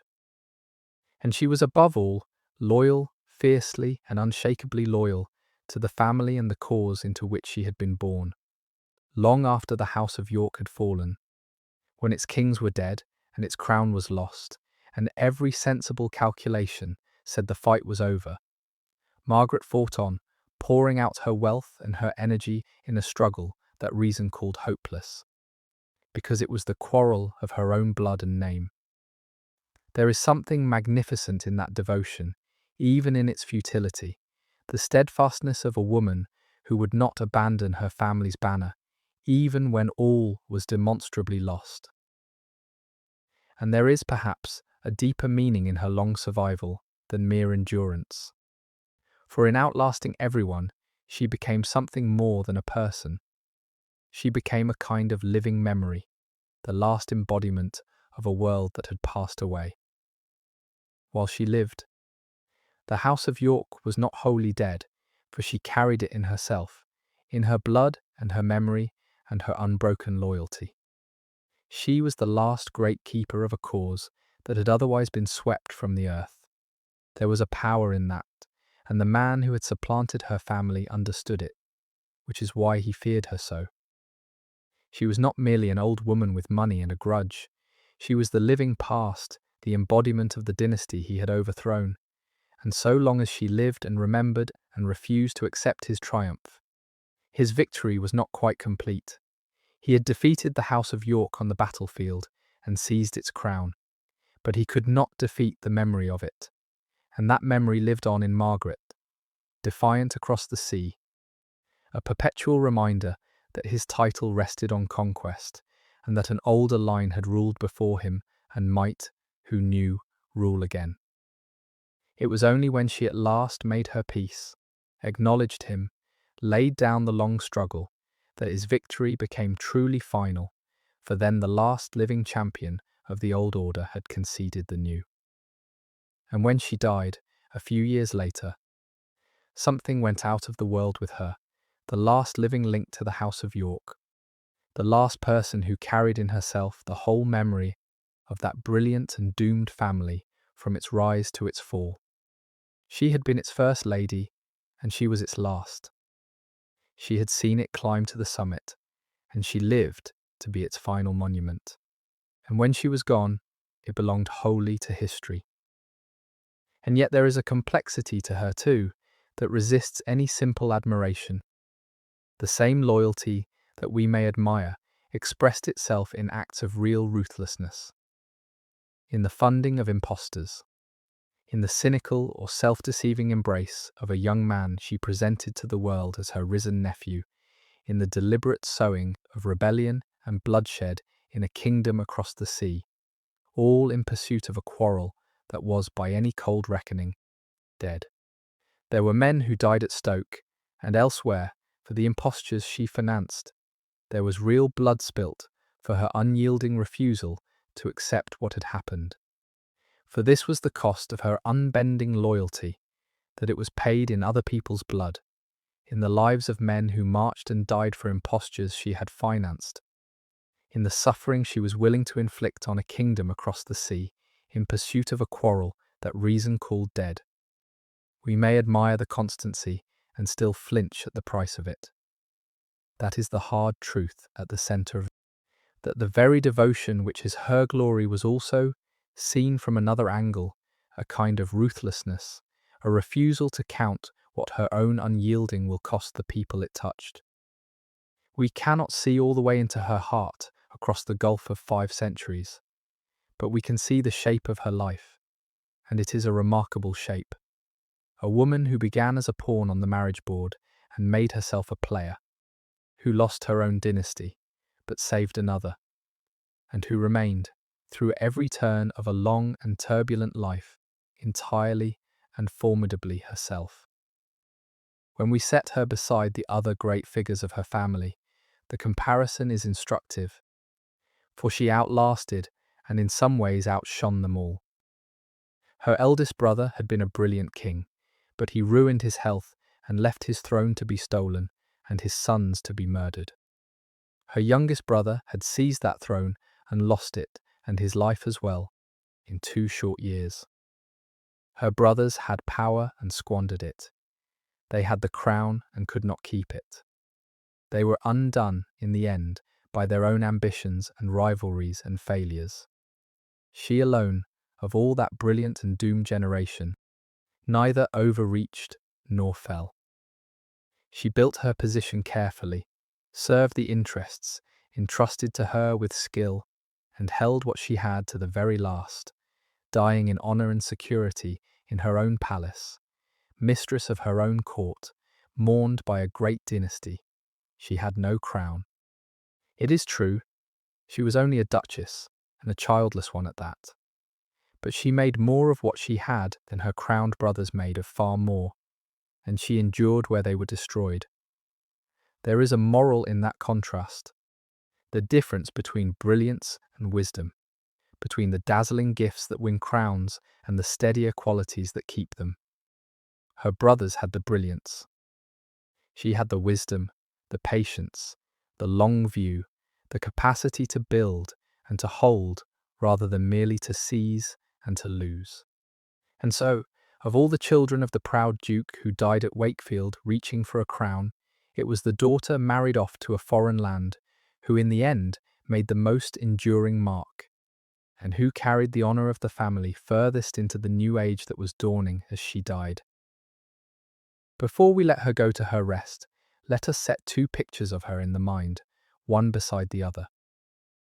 There is the Margaret of the bright morning, young still, the tall English princess, in her wedding finery at Bruges, 22 years old, the golden tree glittering above her, the wealth of Burgundy spread at her feet. All of Europe dazzled by the splendour of her match, the whole of a glittering life stretching out before her. And there is the other Margaret, of the slow evening of her years, the ageing dowager in her palace at Mechlin, dressed in the sober richness of her widowhood, surrounded by her books and her devotions. The grand old matriarch who had buried everyone she loved and seen her birthhouse destroyed, and who fought on, year after year, for a cause already lost, until at last even she laid down the struggle and made her peace. Both were one and the same woman, and the journey between those two pictures is her entire story. The princess who rose to a duchess, the duchess who grew into a power, the power who became, at the last, the keeper of a flame that everyone else had let die. She was the great survivor of her family, the one who outlasted them all, and who carried the memory and the loyalty of the House of York across the sea and into the new century, long after the house itself was gone. And what a journey it was, when we set it out in full. For few lives of that, or any age, covered so much ground in every sense. She was born in an English castle, and died in a palace in the Low Countries, having lived her years in two countries, and left her mark on the history of a continent. She began as the daughter of a rebel duke killed reaching for a crown, and ended as the honoured matriarch of a house that would rule half of Europe. She was a piece in other people's games, and made herself a player who moved the pieces. She was a wife, and never a mother, and grew into a mother to a dynasty not her own. She saw her family climb to the heights, and watched it destroyed, and carried its memory and its cause across the sea into a new age. She knew the dazzling splendour of the richest court in the world, and the lonely griefs of one who outlived all she loved. She wielded power in an age that gave when a little, fought kings, made and unmade marriages of state, patronised the arts, kept a devout and serious faith, and through it all remained, beneath every transformation, recognisably and unbreakably herself. It is an extraordinary span for a single life, from the water meadows of Fotheringhay to the founding of an empire, from a frightened girl of 14 weeping for a murdered father to a formidable old duchess whom kings feared. And the line that runs through all of it, holding it together, is the strength and the loyalty and the unbending will that were the marks of her from first to last. She changed her country, her station, her whole world, and never changed her essential self. That perhaps, more than any single deed, is the measure of her. That through a life of such dazzling and dangerous transformation, she remained, always and entirely, a daughter of York. And there is one more thing to be said of her, before we let the story close, which is simply that she endured. Of all the qualities that mark a human course, endurance is among the least glamorous and the most underrated, and Margaret possessed it to a degree that few have matched. She endured the loss of her father and brother in her girlhood.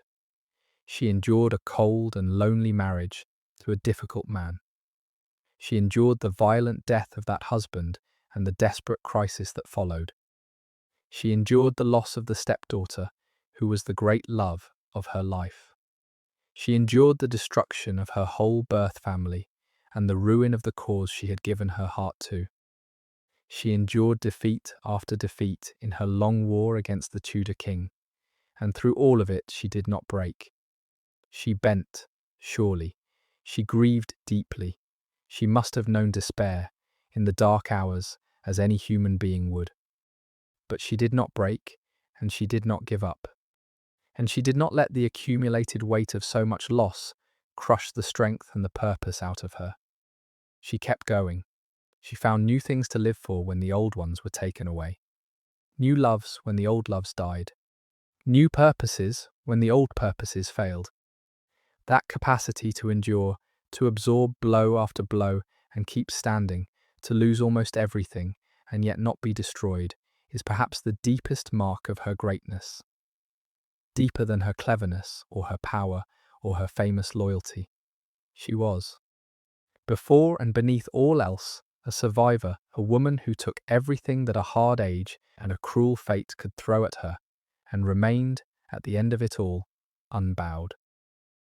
And there is something in that endurance, that refusal to be broken, that speaks across the centuries to anyone who has ever had to find the strength to go on after loss, and that makes her, for all her remoteness in time and rank, a strangely close and human figure.